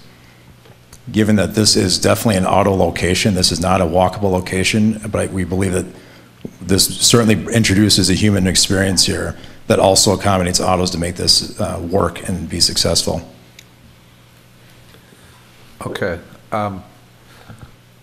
So that one I have to think about a little bit, but just in general, so I'm going to step way back in terms of sketch plan. And I would just make this comment that I think you hit just the right tone in terms of how much you presented. So we're not here talking about architecture, and we shouldn't be. I know the Planning Commission had opinions about architecture, but I trust that when you come back next, we'll have a great conversation about architecture in terms of the feel and look of the buildings. but in terms of the organization of the site, I think it's a big improvement. You've got buildings on all the right places, and the site is, well, we can't have a perfectly, 4 square site given just regulations on France Avenue with the county and all of that. I think the idea of splitting this block into manageable pieces and thinking about, I think it sets us up for future other redevelopments around it, where you can start imagining, where the street grid will be, and I think it sets up pretty well for that. I think one of the things that, and it's hard to say right now, I mean, just graphically it looks like a lot of hard surface, but I think that's all about the details and how you get into that. But I would say that's one thing to kind of look at, and I mean, you've got a talented team, you'll figure it out, but just sort of how that feels in terms of that balance of actual green and pedestrian kind of spaces. And it actually helped me to hear your description about that, you called it the spillover space. So you might have uses in that larger building that might want to like have dining outside or whatever, and I could see where that would make sense and be complementary to the actual green space in front of that. But just thinking about that piece, I also think on the northerly access, which appears to be pedestrian, approaching 70th, I'm assuming now, is that like so there's no curb cut there along 70th, right? I mean, it's clearly pedestrian. And is that intended to be a crossing there, or are you going to go up to the corner to cross over to the Galleria? We're proposing that we, with the city's permission and authorization, that you add a crosswalk at the roundabout, being a logical place to add one. Of course, if you were open to putting one at that spot, we would be open to it, but just actually spending time walking this area and all the traffic that turns off France into 70th, we think a logical, safe place, especially for residences of this block, would be where we dotted one in that doesn't exist today at the roundabout. Yeah, I mean, it seems like people are getting accustomed to the crossing points or at the skinny point just before the roundabouts, and so that might make sense over there. Another thing you might want to look at is just how you, and again, early on here, but it feels like it's almost a vehicular crossing or drive there, because of the way it comes right up to the curb line, and maybe it takes on a slightly different feel there. If indeed you're not wanting people to cross there, it feels like you'd be better off with the grass kind of boulevard, and then kind of welcoming people in on the sidewalk south. Again, minor detail, but it's just sort of as you start thinking about those nuances. I like how the below grade parking, if you had I'm assuming you're going to have probably one level of retail type commercial on the corner building and something more akin to offices or something non-retail up above, and the value of those spaces, I think, with a direct path from underground parking will be quite nice. I think it's essential. I don't think we can sign leases there without adequate parking for those spaces that we're now adding above that corner building. Right. So then when it comes to, I know there's been a certain amount of dialogue. I tried to listen to or watch the Planning Commission and sort of see what those comments were. And I look at this as, the Southdale Design Guidelines, that whole plan is sort of a plan kind of is saying, here's our perfect state, or not never perfect, but it's a state we want to get to. But the thing is, we got to get there. And so part of this is sometimes you can land a site and get there in one chunk. Sometimes you can't. And I think about the example I would use is Centennial Lakes. There were buildings that were designed and built in the Centennial Lakes development that were really placeholders because the economy wasn't going to build, it wasn't going to allow what we really wanted in the long term. And they were single-story buildings that then they eventually went away, and the next phase came in. I sort of look at this the same way. While the Southdale plan probably doesn't anticipate single-story buildings, those really are going to be the easiest ones to redevelop soonest. So if you think about this plan as really 20 years or so, it'll get there. And as you noted, and I agree with you, it has to, whatever you build today has to work today, and then we have to ultimately get there. And I think the difference with what you've got here compared to what you had before is that the pieces are in the right places, the infrastructure is going to be in the right spot to allow us to make the incremental steps in the future. My take on the drive-through, I was really thinking about the bank drive-through more than this retail one, but for the bank drive-through, I think the way you've positioned it here, I look at this project I don't think happens unless U.S. Bank says we want to do something with our property. And I don't think we can expect U.S. Bank to do this to their property and not do what they need to do for their business today. But I think it seems like they're thinking future with you, and they're saying, you know what, this drive-through may not be part of the plan 10 years, 20 years from now. And so I think that's really a smart way to do this. That thing can go away when it needs to go away, when the business doesn't, because eventually I don't think banks are going to have drive-throughs. It's just not. Yeah, they believe that the future really is going to be an ATM location outside only and no drive-throughs eventually. Yeah. So I think that's really, and boy, if you haven't listened to Lou Miranda's pitch at the Planning Commission, it was really an impassioned, pitch about not having drive-throughs. And you know what, I commend him, and I agree with him, but I think in this case you have to say, without that, I don't think we start the plan of the incremental plan. It just doesn't start. So I think sometimes you can't go for the perfect. You got to go for the incremental. The other drive-through in that retail, I'm not really super excited about that, but the way you're showing it sort of at this sketch plan level, we're just going to have to talk about, ultimately, where's the queuing and how does that really affect what you're trying to create here in terms of this fairly pedestrian environment. And at this point, it's a little early to kind of nitpick on that, but you'll want to kind of be prepared to kind of explain how that really works. Yeah, we'll certainly take strides to think through as we come forward again. But it's still early in the game on that. Those are kind of my thoughts on it. Again, I think you've come a long way, and I will look forward to seeing sort of how this starts looking like when you bring the architecture into it and all of that. So thanks.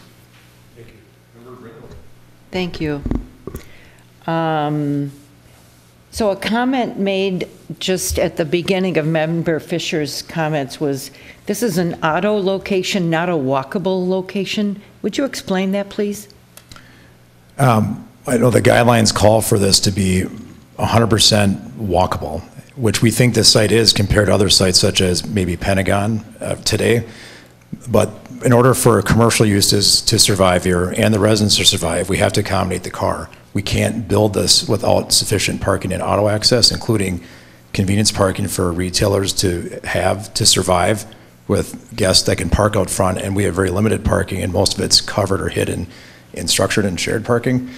My comment just had to do with this is becoming more walkable, but for us to execute this project today, there has to be enough parking. There has to be autos have to traverse the site. It can't be auto-free today to work, to actually get built. Understood. But I guess I heard auto not walkable, and what I'd like to hear is that it's both. That it accommodates both, that it has safety for both, and so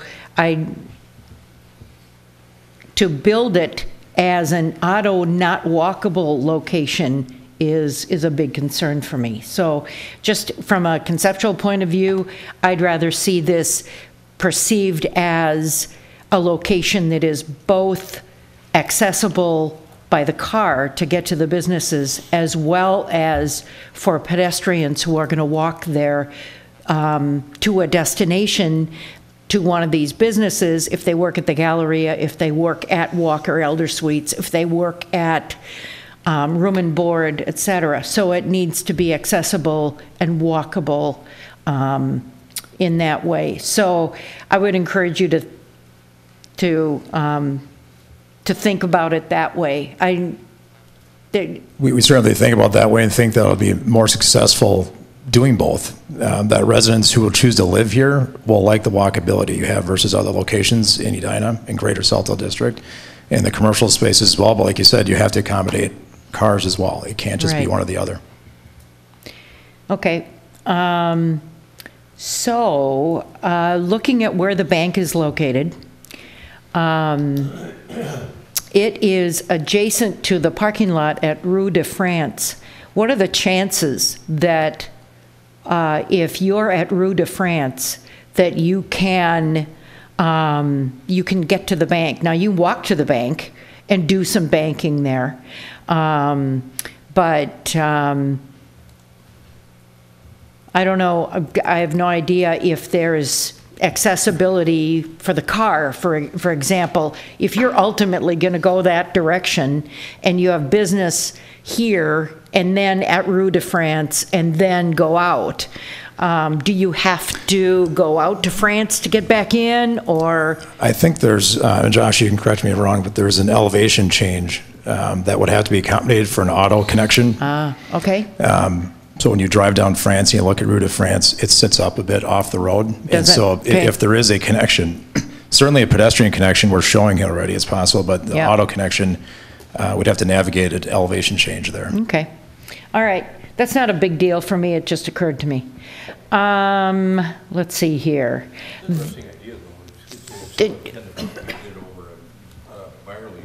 Right. Yeah, so you can get through the Macy's Home Store parking lot to Byerly's without going out to France. And then from there, you can get from there to Pinstripes without going out to France. So to the degree that that might be possible, it's the WUNF idea. And it helps mobility for the car as well as for the pedestrian to be safer. Right. We haven't spoke to the neighbors that own Rue de France, and we haven't studied it, but between now and the time we come to the fully baked plan, we can, of course, we'll look at it with them. Okay. Okay. So help me understand why market rate housing is in one building with secure parking and workforce housing is in a separate building with not secure parking. We haven't. You want to turn to the parking side? I think it's secured, just not dedicated. So this is sketch plan. We didn't show all the details of parking, how this works. What we did show is when we dig out the hole where this affordable housing project, the workforce housing goes, there's parking below. And where we draw that line is dependent on how many units and how many stalls of parking we need. But in terms of dedicating it, there's no reason there can't be a controlled access in terms of a gate or something to allow people in. Okay. But we don't think it makes sense to completely separate it from the rest of the underground parking. That it's an efficient design we've created here with one in and out ramp, so we can maximize all that underground parking. And it's pretty easy to put a gate up if you're trying to separate an area from, and then assigning the stalls to say stall number 1 for the workforce building, stall number 2. We just haven't gotten that far. Okay. So what I heard before is that the workforce housing would have access to that parking, but that I didn't understand that it was secure. So it would be important to me. But why are they in separate buildings? Why do you prefer that you separate people? We don't prefer that. We're looking at, originally we came to you in July as doing one big building. No, you didn't. You had a separate building. We did have a separate building, but what I'm telling you is before we even came to you in July, we studied this for months before we came to July. And we studied it for months saying, how do we get a multifamily project to work here? Doing one big building with 10% or 20% affordable, or do we look like we did at Ford, which Ryan's developing in St. Paul and is now underway, of having separate buildings, so therefore we can capitalize them differently, which they're very different how you capitalize these, and we could offer more units. In this case, we're offering 90 or more units for the separate building versus 10% of 225 units, or 20% if we did that. We see an opportunity, given the entirely different capitalizations, to do more here for the affordable housing shortage there is, in one project than incorporating in a building, which creates a lot more capitalization challenges. So we think we can do more by doing 2 buildings like this, similar to what we have now proposed and have been approved for at Ford and St. Paul. The architecture, I know last time, Councilmember Brenda, you talked about making sure they look similar. Mm-hmm. That's of course what we're going to do. We just haven't designed the architecture yet, but they need to look like sibling buildings, of course. Understood. I just have a thing about these people live here and these people live here. And we've tried very hard to not have that. So to the degree that there is some dedicated affordable housing in Edina, to create it in a way, in this case, where you've got one development that separates them, I guess I can understand the argument that that capitalization is different between the two. That makes sense because the dollar is different between the two, and how you pay for and then recoup the rents. I'm assuming these are all rental. Correct. Yeah. Okay. Yeah. So anyway, it's a conversation to continue to think through for me. Let's see. Okay, so one of the features of at Lunds and Byerly's, which also was added into or included in the Twin Cities Orthopedic development behind Minnesota State University, is the covered walkway. So in here where you've got the movement, so particularly in winter or on an inclement weather day or on a really hot sunny day, to put a covered walkway in through and possibly include that in the public space. I think the parking places at Byerly's along that walkway are probably the most popular. So the pathway you're suggesting between the shared parking on level 1 and the commercial buildings having a covered. Yeah, but it connects the buildings. Right. It helps people in that movement through the site to have a protected walkway. It's also at Yorkshire. There's 2 senior buildings next to each other, and there's a covered walkway between them. Let's see. Okay, then phase 1 and phase 2. What is going to trigger phase 2? In terms of the density studies in the future? Yep. I mean, you've got a phase 1 and you've got an anticipated phase 2. Why not build it all at once? Or if you're requiring something to occur that would trigger phase 2, what is that? Just so I'm understanding it right, the phase 1 as we see it on the project is unlocking US Bank, which means building a new branch for them before we can tear down the original branch, their current branch, to start these projects. I'm just trying to understand what you're asking for about phase 1 in terms of phasing the project as you see here, or phasing into the future in the year 2040 or some long time out. Well, section 5 of the PowerPoint that we received says future phase density studies. And then it shows the site with some yellow stories up above. Yes. What you should, there, the one on the right. This was in reaction to Mick Johnson and Carrie and some of the staff joined us at Ryan Companies at our offices before the holidays. And Mick asked us about bridging that, show the future here of what this could look like to conform 100, exactly to the typology, which means 60 foot high, the setback and the 80 foot high.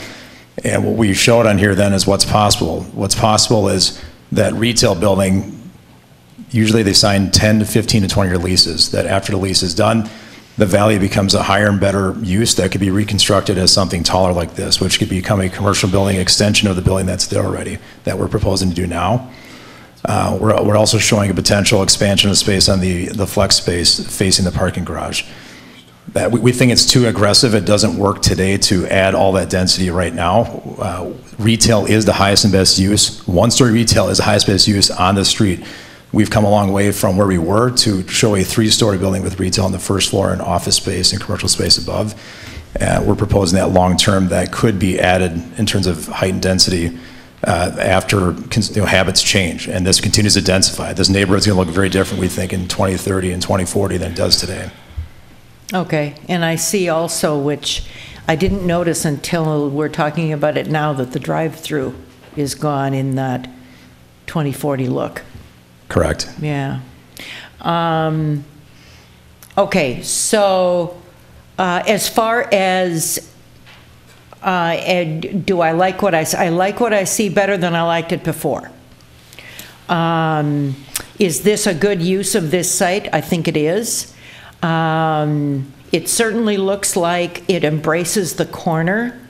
I feel like the bank has much better access and visibility from France Avenue. So people getting to the bank, do they have to drive all the way through the site to get to the bank? How are they going to get to the bank? Primarily, U.S. Bank wants their customers to access off France if they're heading north in France, but if they're not heading north in France, the best route is through 70th and traversing to the east-west street. So taking the roundabout off 70th down this way and across to their surface parking lot. Okay, so it's much easier to get in there if you're going north. Correct. And that's what I observed. If I'm going south on France, I'm going to have to come in on 70th and then in that way. And I can't get in via Hazleton, right? No, not. If you turn off of Hazleton, if their U-turns are allowed there, I believe off France, you could U-turn and head north again at the Hazleton intersection. Okay. All right. Same as today in terms of the curb cut is just move 60 feet north, but it's the same access as the bank has today at France. Okay. Yeah, that's right. You could go up Hazleton, do the UE, and come back. Yeah, that's right. All right. Well, those are my comments and some of my concerns. I do like access to the promenade. There's multiple access points to get to the Edina Promenade. I like that very much. I think that's going to be a main feature of this. And it's certainly the building that is going to break ground this spring at the Guitar Center site is an example of how important the promenade is to residential in this area. So, all right, thank you. Thank you.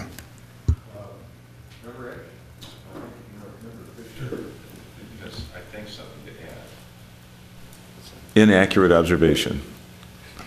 No, I would. When Councilmember Bringle was talking, it just occurred to me. I looked at the aerial photo. You know, the thing about coming in from the east into the bank is pretty much what people do now. You come to the roundabout, you go in, and to me, it's not even changing a pattern. It's different street configuration. Okay. It's not a big parking lot. So I don't think you're changing. You know, from a bank customer perspective, it's better. Oh, there's just 200 less stalls do you have to park at for U.S. Bank than today. Yeah.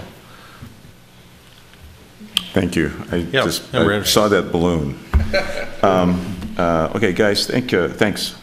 You've done a lot of hard work. I can see from the diagrams, from the especially. Why don't you leave that page if you don't mind? If you can scale back to your elevations. You've got some photo elevations right there. Yeah, thanks. Because I just wanted to mention that I'm certain I've said this before. This corner is very important, and really you're kind of kicking off much of the redevelopment piece throughout that area. So to me, and I know you're not here to discuss architecture tonight, but to me, architecture is really key. The look, the feel, the vision as you approach the area is pretty important. And I'm seeing these photos and saying, if that's what you come forward with, that's a good look, and it's good for the area. So I want to congratulate you. I picked up a few things here. You've done a really good job in working within the typologies 2 and 4, especially with regard to setbacks. You've got ample tree canopy, and that's important. I think in terms of the design guidelines, you've done a good job with that. You're observing the Cornelia overlay and keeping a commercial focus on France. And I think those are all components which are important. I do have a question. You've increased the market rate units from 120 to 225. And I'm just wondering how you came to that. What drives that? We looked more closely at all the recent market rate buildings that have been done, 1 Southdale Place, 71 France, the buildings on York. And we think there's a need for a product like this that's up a little higher and built out of concrete, which, as you know in your real estate background, renters and residents, and for sale and for rent, they perceive a difference that's real between a concrete building and a wood building. And our partner that we work with, Excelsior Group, with Ryan, all of our buildings we partner with on market rate buildings, looked more closely at this and highly recommended us to look at a concrete building and not doing just another wood frame building at 5 stories plus 1 or 5 stories. And we think there's an unmet demand for that, which is similar to what the Guitar Center site is becoming, is a concrete high finish building with some larger units and high finishes. And we think this building could be a sister building in some ways of what that is becoming. Our unit mix will be slightly different. We did come back with a little bit smaller unit mix than we came in July. The units were all large. After further study, we think there's a need for both some large units for even some families that come to Edina, because this site is in Edina schools. Some of the apartment buildings on York are not Edina schools. But there's also a need for 1 bedrooms here as well, not just all 2 bedrooms. And so our unit mix has densified since last summer, as well as we took another closer look at what's actually working and not working and what's needed in this submarket. And we think a concrete building is a 100-year building that deserves to be at this location. It's not easy, as you just saw. It wasn't a Guitar Center to do that, but we believe that it can get done, and it's the right thing to do on this site. Okay. Did you use an area market study to inform your decision? We did. Marquette Advisors is the group we go to. Typically, I think last summer you mentioned there was going to be a new study for all the housing stock in Edina. I don't know if that's available yet. Is that with Maxfield? We actually have it now, yeah. We'd appreciate seeing that. But our study was based on Marquette Advisors, which we've used in most projects around the Twin Cities. And Excelsior Group as well manages a number of buildings in this area of the suburbs as well as in Minneapolis, and we rely heavily on their input as well in terms of unit size and unit mix, rents that are achievable at this location. In my experience, when you start pouring into a mid-rise setting, you're increasing expense. Will that tend to drive your prices up there on the rentals? When you build out of concrete, there's a premium, as you know, and we need to drive a higher rent to support that cost of construction, and that's a fact. But we believe that there is a market demand for that product right here. This is, for a lot of people, it's as urban as they want to be. They don't want to be in downtown in a concrete high-rise, and this is only going to be the second one to go. I haven't seen anything further come forward on the proposed Lifetime Fitness tower. But we think this is a fantastic location to put this type of product in. Mm-hmm. How many square feet are in the residential tower? A total of gross square feet?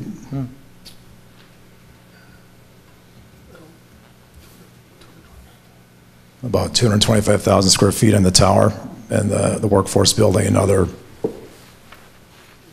90,000 square feet or so. So around a gross 1,000 square feet a unit or so.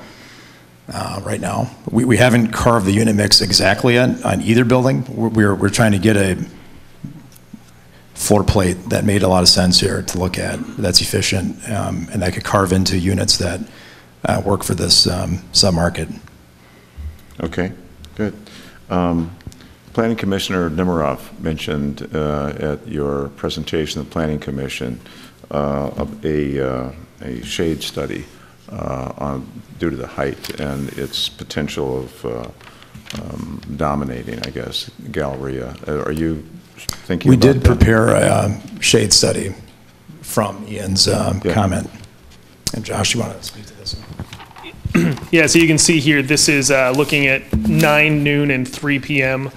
at the summer solstice, and then the September/March as the sun works at 9, noon, and 3 as well. And then December, you can see the shadows do get substantially longer during the winter months. But if you take the March to September kind of, most of it we're barely even getting across the road for the bulk of the day. Mm-hmm. Okay. How about stormwater management plans? I know, you've mentioned, you've got a lot of green spaces, and I heard that as part of your presentation. Beyond that, underground stormwater storage, I presume? Yeah, there'll be a portion of this that will be represented above grade, similar to other proposals that have been done where we're showing the idea along France Avenue to be prominent, so it's very visible. There may be some internal as we get into some of that public space as well. We're not quite sure till we get into the details as to where we have to capture some of that runoff. Mm-hmm. There'll definitely be a larger component of underground storage, stormwater as well. But our intent here is to hopefully capture a lot of that retail office development along France Avenue and make that part of the daylighted stormwater component in this. So a lot of those little rooms that are created along France Avenue that make it a more personable pedestrian environment as opposed to the harsh condition it is today. I think by that tree line canopy, those setbacks with planting, that stormwater buffer in there kind of makes it a little bit more of a safer, more comfortable environment that actually increases pedestrian activity. Whereas, some of these intersections and roadways today don't really kind of capture that. But our primary intent would be along France Avenue to daylight that. And like I said, maybe some potential interior to the development, just depending on how runoff works in some of the smaller locations as well. But a majority of the larger buildings will have to be accommodated by some larger system. Okay. Obviously, stormwater management is a huge issue everywhere, and we're looking at that very carefully as well.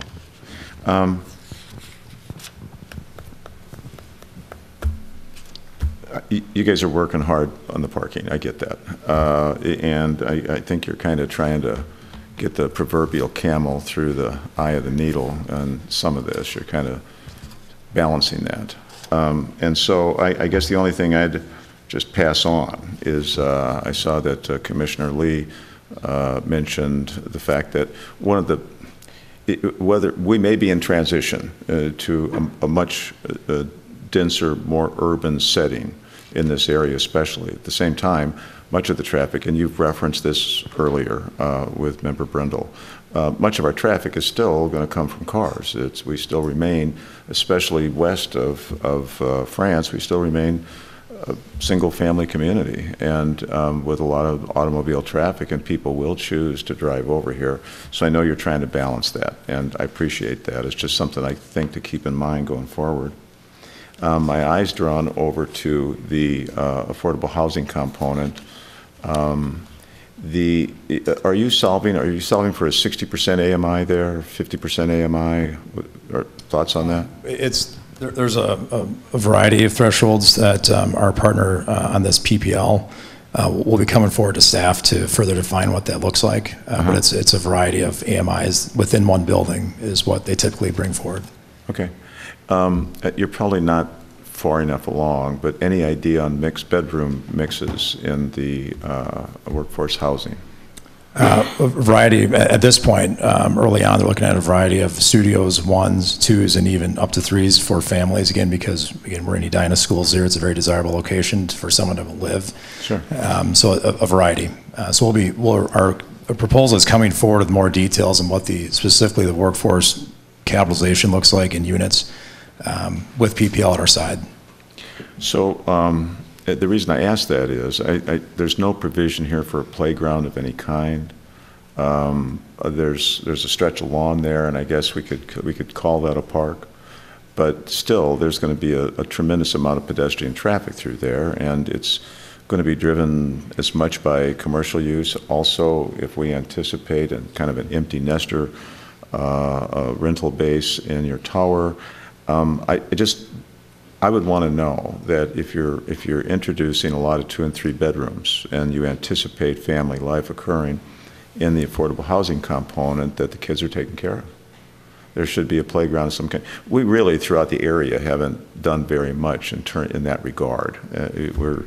We're short of park, I think. Yeah, Planning Commissioner Olson, if you saw the video, asked us if they could participate in a district park. We're proposing district parking below. Why not propose a district park? And we're open to that in terms of there's space for, enough space to make it a livable, active space. That's a park. And part of that programming, could very well include activities for kids. Thank you. It's something to think about coming back, that's all. Also, I guess, just a real quick comment on drive-throughs. I know it's a topic of conversation, but there are less able people who they use drive-throughs, and I don't use them myself. Unless it's raining really hard, then I might consider it. But ice here in our climate prevents some people from walking up, getting out of cars. It's more difficult. So just a comment there more than anything else. So thank you so much. Thank you.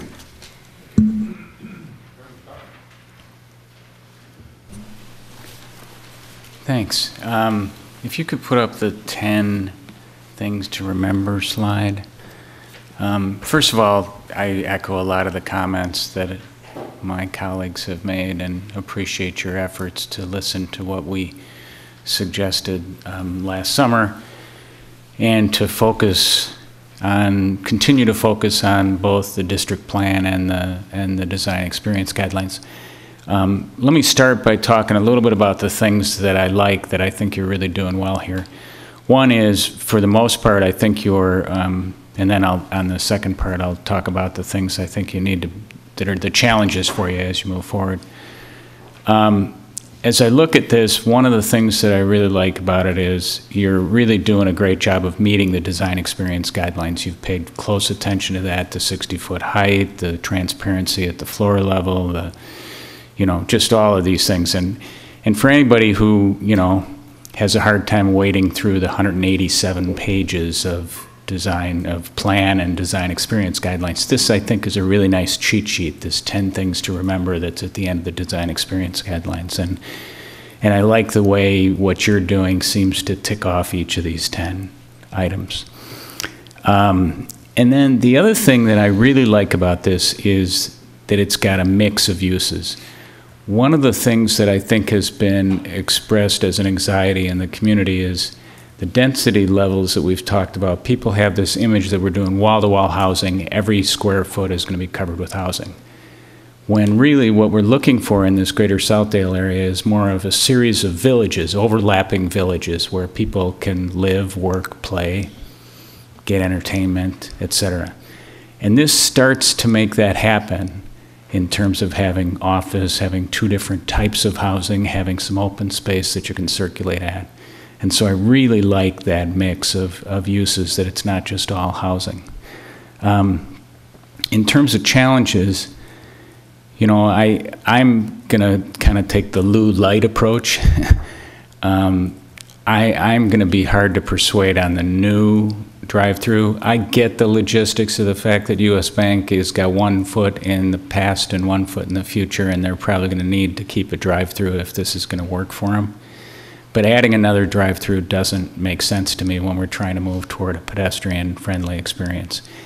And related to that, I'd like to challenge you to see if, you're going to have another, 250 units of housing here that can be potential customers for retail along there as well. And it makes me wonder if we can't go bigger on that second retail building that brings that up to the same kind of level that you're talking about at the corner building as well. When we talk to retailers, we wish it was that easy. On other projects we do that, the people that live above you can just support your store, your sales. You need to pay the rent and pay your bills. Their sales forecast, of course, is from a large cast of people to make sense to pay us to build their building and pay their employees and pay the land value we need to make sense out of this. But I get that you're going to have a hard time on the upper levels with retail, but maybe there's a way to mix that. So I think that I get that building may be a challenge, maybe, 1 step now, 1 step in the future, but I'd like you to keep thinking about how we can extend that 60-foot facade along France Avenue as we're kind of working on that. And then related to that is really there's going to be a battle for the character of the interior between the cars and the pedestrians and the kinds of things Mr. Menard was talking about. How I like where it's going, I like the ideas, but as you flesh it out, it's going to be really important that feel very pedestrian friendly and that at least to the extent there's cars in there, they're sharing it with pedestrians, and that it's not just a kind of fancy way of making it a huge parking lot. And so I think as you go forward, that's going to be a real challenge. Yeah, we like the concept of the Woonerf, which is a word that's overused, but it works though in terms of sharing pedestrians and cars and a different pavement, no curbs, bollards. Use other features to make it feel more seamless between pedestrians and cars. And then, you know, picking up a little bit on what Councilmember Anderson said, we are in the middle of a housing strategy effort, and we're trying to figure out what kind of mix of housing units we want going forward in this community, and so that's a little bit of a wild card going forward. But obviously you've done your own market study in terms of demand and absorption, and I would encourage you to follow the study that we've commissioned for that task force and the task force work as well. But otherwise, so I think those are the things that are challenges going forward, but I really appreciate the efforts you've made. I think it's an exciting step in the right direction. Thank you. Have you got, I'm looking at what I copied, I think was what came to us. I don't know, do you have a slide that just shows the existing site?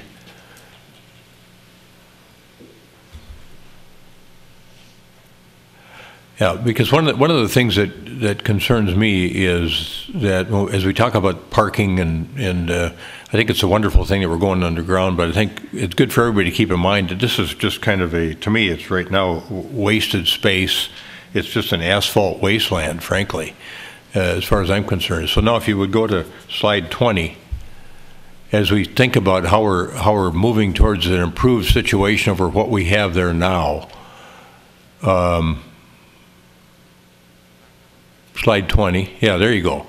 So this is what you came with first. So if we think about the existing conditions, and then we go to what you call the before and after, we're seeing some, I think, marked improvement on the before on the left-hand side with the July 2019 sketch plan comments. And I think you've just done a remarkable job moving from that plan, which I think is totally code compliant, over to the one on the right, which, and I'll juxtapose it this way. The one on the left could meet the needs of today. The one on the right that you've done all the work on to be compliant with the design principles and think about how the site is organized, as Member Fisher so adroitly says, thinks only not only about today, but thinks about tomorrow as well. Because I can see where this has elements of it on the right when you're thinking about the after that'll stand the test of time for decades. The one on the left is okay now, but doesn't stand the test of time like the one on the right. So I think that's kind of where I start on a macro level. And then let's go to slide 15. So this one helps me a little bit. Think about this internal street that's coming in off France. So you're coming to the bank. We didn't talk really about the setbacks on that street internally, but do you know what they are? The internal street setbacks? Yeah, the internal street setbacks from US Bank to the retail building to the north. I believe it's approximately 60 feet between and that would include the roadway? Faces. Yeah, about a 30-foot road. Yeah. So then you've got about 30 feet of green space in front of each building? About 15 feet in front of each building. Yep. Okay. So, I mean, that's just one other thing I think for you to think about is how these buildings work with each other. And same thing with the pedestrian walkway. When you go to a little bit further north, you've got that cut. And it's a nice pedestrian walkway into the core of the area. And incidentally, somebody mentioned landscape now versus, or hardscape now versus hardscape on this particular plan. That might be something you want to look at just from a percentage standpoint, because I think there's a fairly significant increase in green space on this plan versus what exists now or what would have existed under the before photo. But I also would be mindful of when you, back to the cut now, on the cut, not only that there's an adequate amount of walking space through there to make people feel comfortable in terms of the side-to-side dimension, but also that you haven't given people the sense that the buildings are kind of closing them in. And so how you do that with those wall lengths, a single plane, moving the plane in and out, the way it's configured, like if you go to your slide 14, this is just, slide 14. So you can see in the lower left-hand corner, you've done this scalloping, or you've picked a building that has that scalloping on the side.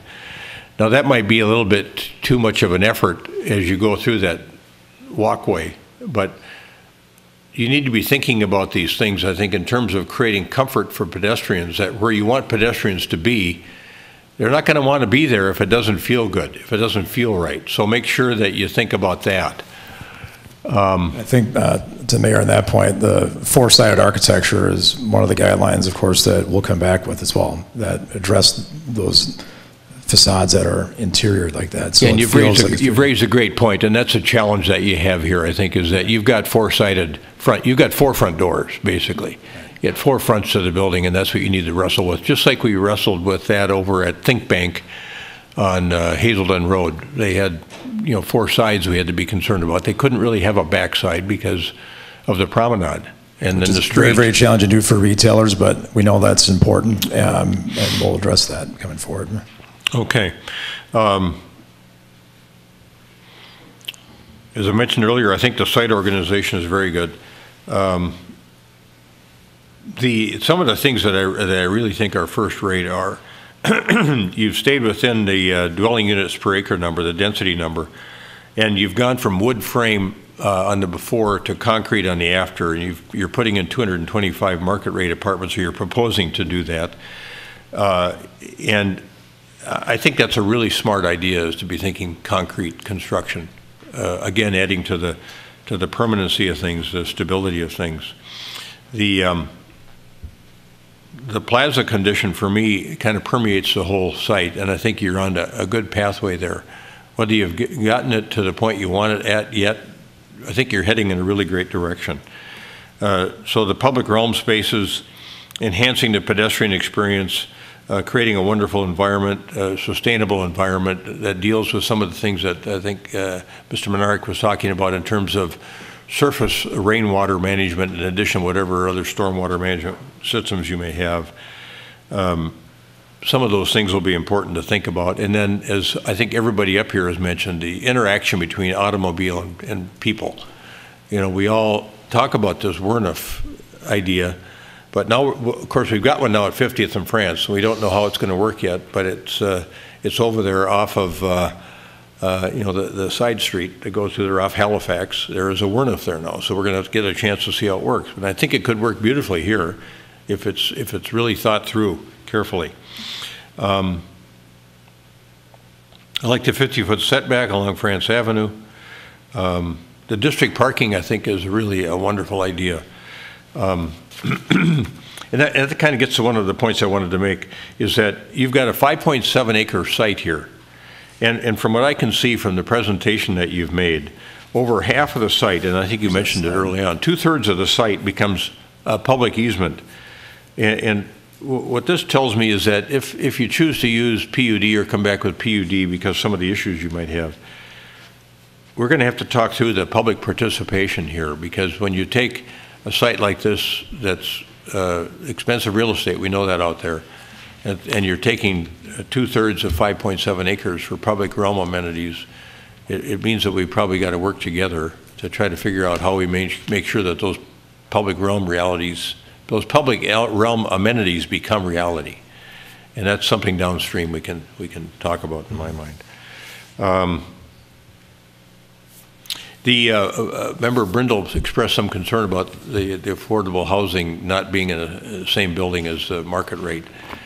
I think typically we'd like to see that, but I see as a trade-off here is that if you were even 20% affordable in the main building, we'd be at 40 units. And now you're proposing a separate building where we can actually, the delta there is 60 units, and we're going to pick up an extra 60 units by having a separate building. Easier for you to finance, we'll figure it out in terms of the quality. That's also going to have underground parking for those residents, and I think it's actually, it's at the front end of what I would think would be a win-win here. Even though traditionally we might want everybody mixed in the same building, this has some keen elements about it for me where we can really pick up a significant number of housing affordability units by doing it in a smart way with a separate building and make sure we maintain the quality of the building. So I think those are I have one primary. more. Oh, I guess go back to slide 14. I wanted to go back there for a minute. And I think Member Anderson might have mentioned this, and some of the people did on the Planning Commission too, the importance of really making that corner visible, making it approachable, making it light and airy. And I think that's what you've done with the picture, particularly in the middle at the top. You know, to make that a real accentuating architectural statement with the steel, you know, with the metal, with the glass, with the stone. I think that'll be an important element for you to consider. And then that scalloping in the lower left-hand corner, that effect or something like that moves the plane in and out. So you're not working on a linear plane, I think is an important thing to be thinking about too, as you go down the sides of some of these buildings. Member Brindle, you thought of something else. I did, and it regards the two residential buildings, and this is actually a good slide. Oh, okay.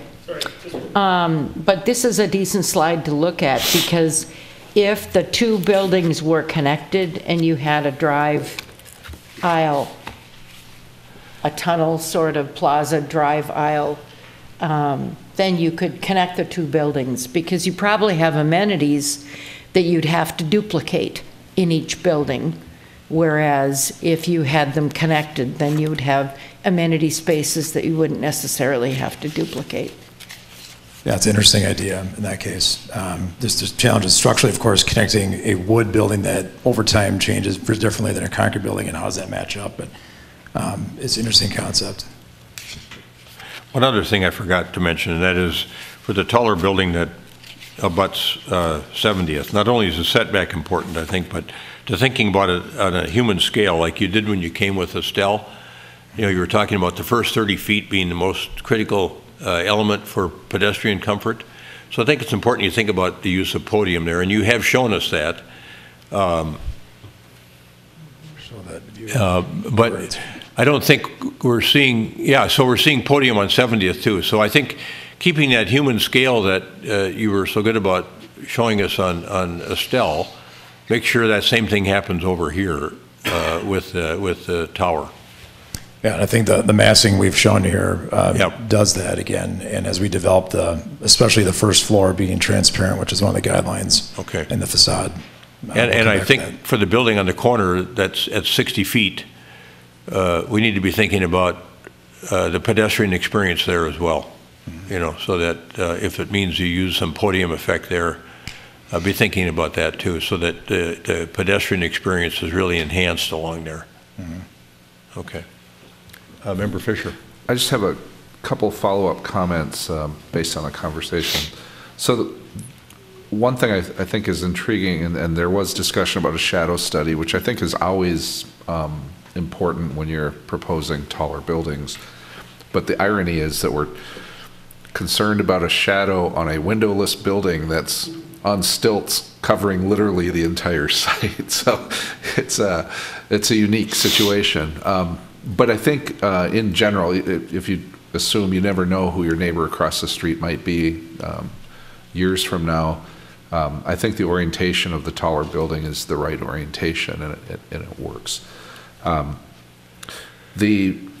Earlier I made a comment about the site pavers and how they're coming out to the curb line, and I guess, you know, the more I look at it, the more I think this, and sometimes, you know, we're up here and we make these, you know, we're doing a quick review of a project and we're making comments and opinions, and I would hope that the design concept you're trying to get, that you wouldn't give something up that's important based on a, you know, off the cuff comment. And the more I look at it, the more I see what you're really doing with those pavers coming out to the street. You're kind of that really indicating where the pedestrian connections are. And I actually get excited about the potential of the 2 retail buildings with that pedestrian space in between, because there's an opportunity to create that nice little walkway that, if you think about the 50th and France area, over time, those walkways back to the parking are some of the nicest pedestrian environments. It just feels right. And it's not like there's a ton happening along some of those walls. It just, the scale is right. The scale of an outdoor room feels right, you're saying when you're walking through it. Right? Yeah. So I actually think you could do something really cool there. So back to my comment about the pavers, just do what you feel is right and stop listening to me too much. So thanks. Thanks. And then I forgot, I was going to comment too on the drive-through. I see the necessity for a U.S. Bank to have a drive-through. I don't think any of this happens. And it's important that something happens here. But it's not going to happen unless U.S. Bank gets their drive-through. And I'm hoping over time that what happened at Bank of America, where they got a drive-through, but it's not really a drive-through, it's just a place to go to the ATM machine and get some money. So I don't think it functions the same way that traditional drive-through functions, but nonetheless, I'm okay with that. I'm still kind of confused, maybe like Member Fisher, about, I don't understand the drive-through on the back of the retail building, and I'd want to understand more about that to see if that's something I could embrace or something. I think it's not. And we'll come back with more detailed drawings of what that looks like and how we're screening it. But for a retailer to afford this site, which we're asking a lot of rent to make their numbers work in this whole thing, they need a drive-through as well, because a lot of people, like you mentioned, use that versus getting out of the car and going in and purchasing something at a restaurant, retail location. It's just economics. Economics today want that, not walk up only. They want to drive up, they want to have a place to drive up and pick something up that somebody brings out from the store? Not a store, I'm talking about a restaurant, cafe use that's going here. So picture Starbucks, picture other uses like that. That's why I think people they just don't perform the same if you don't have a drive-through, in terms of, especially in locations like this. And that's one of the reasons why we're proposing it here, that the economics completely change without having a drive-through in that case. Yeah, but it could create a complicated drive-through situation too, so I think we all want to hear more about that. I don't know if that's a good idea or not. I don't think it would defeat your retail, but I'll think about it. When I think about Starbucks down by Whole Foods, it's a standalone building in the parking lot, and there's a big queue out there. And I don't know how you do that here, but you'll come back and show us, I guess, if you think it's important to be talking about it. Yeah, and we'll share more in terms of the actual, what the function will be in the use and the car stacking that would occur and how that would function here with all the parking. And I think it's allowed under the code, so we'll have to think about it. Okay, all right, that's all I've got. Thank you. Anybody else? Okay, gentlemen, thank you.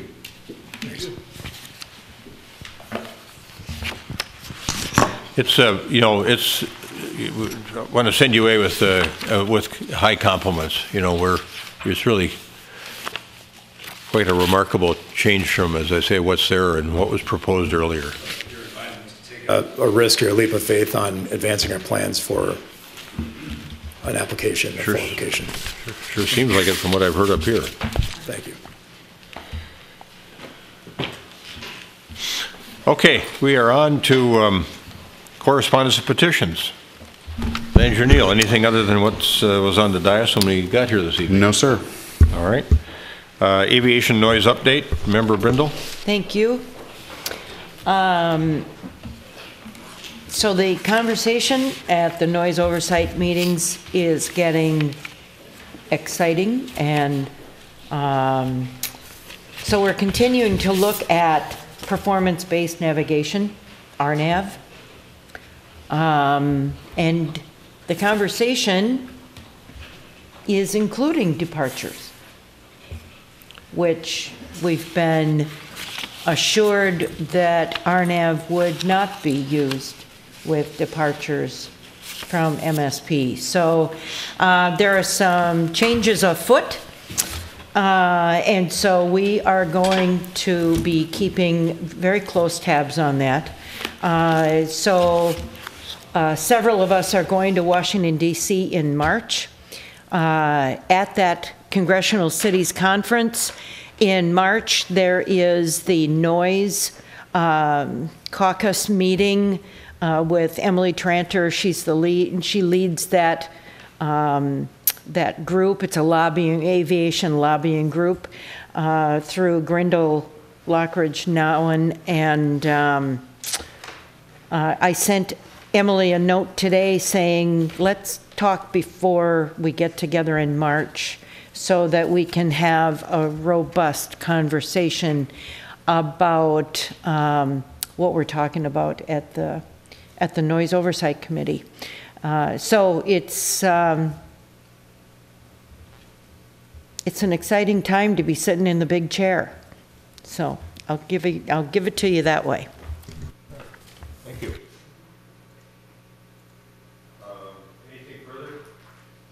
No, the only thing I would tell you for the National League of Cities trip is that they are organizing the Noise conference on Sunday, and they've done that before. We'll get final times, locations as they get closer to it.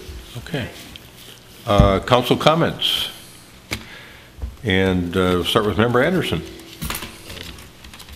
Yes, thank you. I know. Let's see. We got the Maxfield housing needs analysis a week ago, 10 days ago. And I was not able to attend, but I heard that Mary Bugeaud had a great presentation and really pulled that out, and I think she spent about an hour with the Housing Strategy Task Force. And so I'm interested in getting feedback on that, or even inviting her here or to a work session to really expand on that work and explain it, capsulize it maybe. It's 474 pages of data, and I haven't been able to wade through it just yet. But I'm excited to see her work and see how that overlays against the eventual recommendations from the task force. Manager Neal. Just in response to Councilmember Anderson's request, we are going to set that up for you. I did have a chance to attend Mary Bugeaud's presentation to the Housing Strategy Task Force. I think it's something you all should hear and see to firsthand. So it's kind of outside of her contract, but I think it's well worth having her come in and do that kind of presentation for you. So we're trying to juggle some work session calendared items right now to set that up pretty soon. Good. Member Brindle. I don't have anything more. Thank you. All right. Nothing for me. Member Fisher. Nothing for me. For all of you, thanks for, I guess, kind of covering for me collectively. When I went to the U.S. Conference of Mayors midwinter meeting,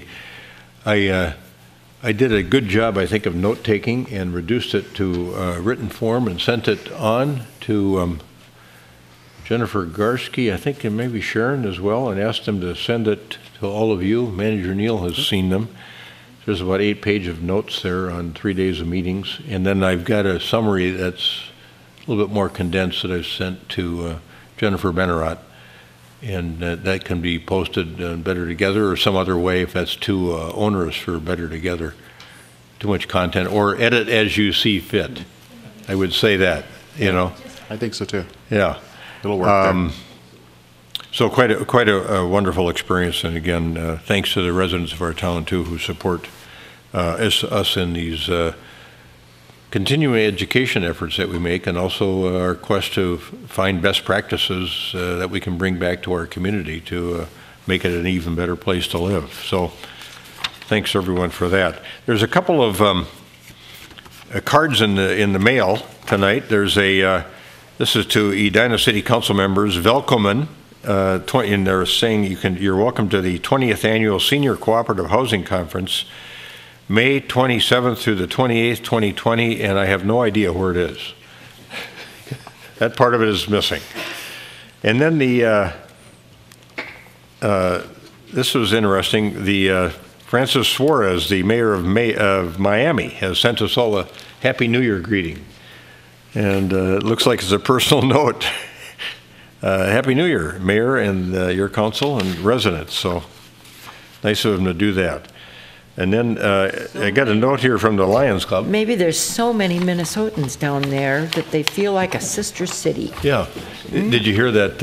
I guess Governor Walz was down in Naples for the one of the Minnesota breakfasts they have in Naples in the wintertime every week, and there were 400 people, 400 Minnesotans showed up to hear him speak, and I guess he did a wonderful job. And then the Lions Club is having, I see their pancake feed on the 23rd. They've got their billboards out, and they do that over at Southview, I think. So people should be aware of that. And that's it for me. Manager Neal. Thank you, Your Honor. Two things. One, there was a question, I'm not sure when, but I think it was from you, about what is the Community Health Commission doing on the subject of vaping. They had this in their 2019 work plan. They produced some recommendations. They came through a council packet, but didn't get advanced from there. We're going to put those back in front of you at the next council meeting for another review. If they're what you're looking for, perhaps we could have a quick discussion about it that night and decide what the fate of that should be, whether it should move on to the next stage of kind of ordinance construction or whatever we do with it from then. But I just wanted you to know that that's coming to you. The other thing that we're going to start working on here pretty quickly is you had asked for a special assessment task force. Some staff and I are going to get together, I think, next week, to begin the process of kind of laying that out, scope, logistics, process, protocol, those sorts of things. So if you asked for that, it's under development. I don't know that we'll have it at your next council meeting, but hopefully sometime later this spring. Good. Thank you. In those notes that I sent to all of you, there was one panel session on Friday morning I thought was particularly compelling, and it was 9 mayors that are mayors of cities where there have been mass shootings. Over, I think in those 9 cities, over 114 people killed. And there were lessons learned, and what we wish we could do different, or information we'd want to pass on to other communities with the notion that something like this can happen anywhere. So I would encourage all of you to read those notes, and it might be something we want to have a broader conversation about at a work session at some point in time. Also, the cybersecurity folks were quite interesting from our U.S. Cybersecurity Command. Young guy who went from Microsoft to run our Cyber Command is offering through CISA.gov the ability to come out and, or the offer to come out and help cities review their security plans. And Mayor of New Orleans spoke on what happened in New Orleans, and they got hit. And I think they did not pay ransomware. And the advice from the cybersecurity chief was, don't pay, start over. And you better have everything backed up in the cloud. And New Orleans actually had cybersecurity insurance of about $3 million, but it paid for less than half of what it cost to restart. So I don't know if we have cyber security insurance through the league. If it can be obtained, it seems to me like it would be wise to look at that issue. We do. Okay. All right. And the level of coverage is what? Yeah. Well, that should be something we look at too, because it should be in the 7-figure number area, I would think. Okay. Good. Anything else from folks? We stand adjourned.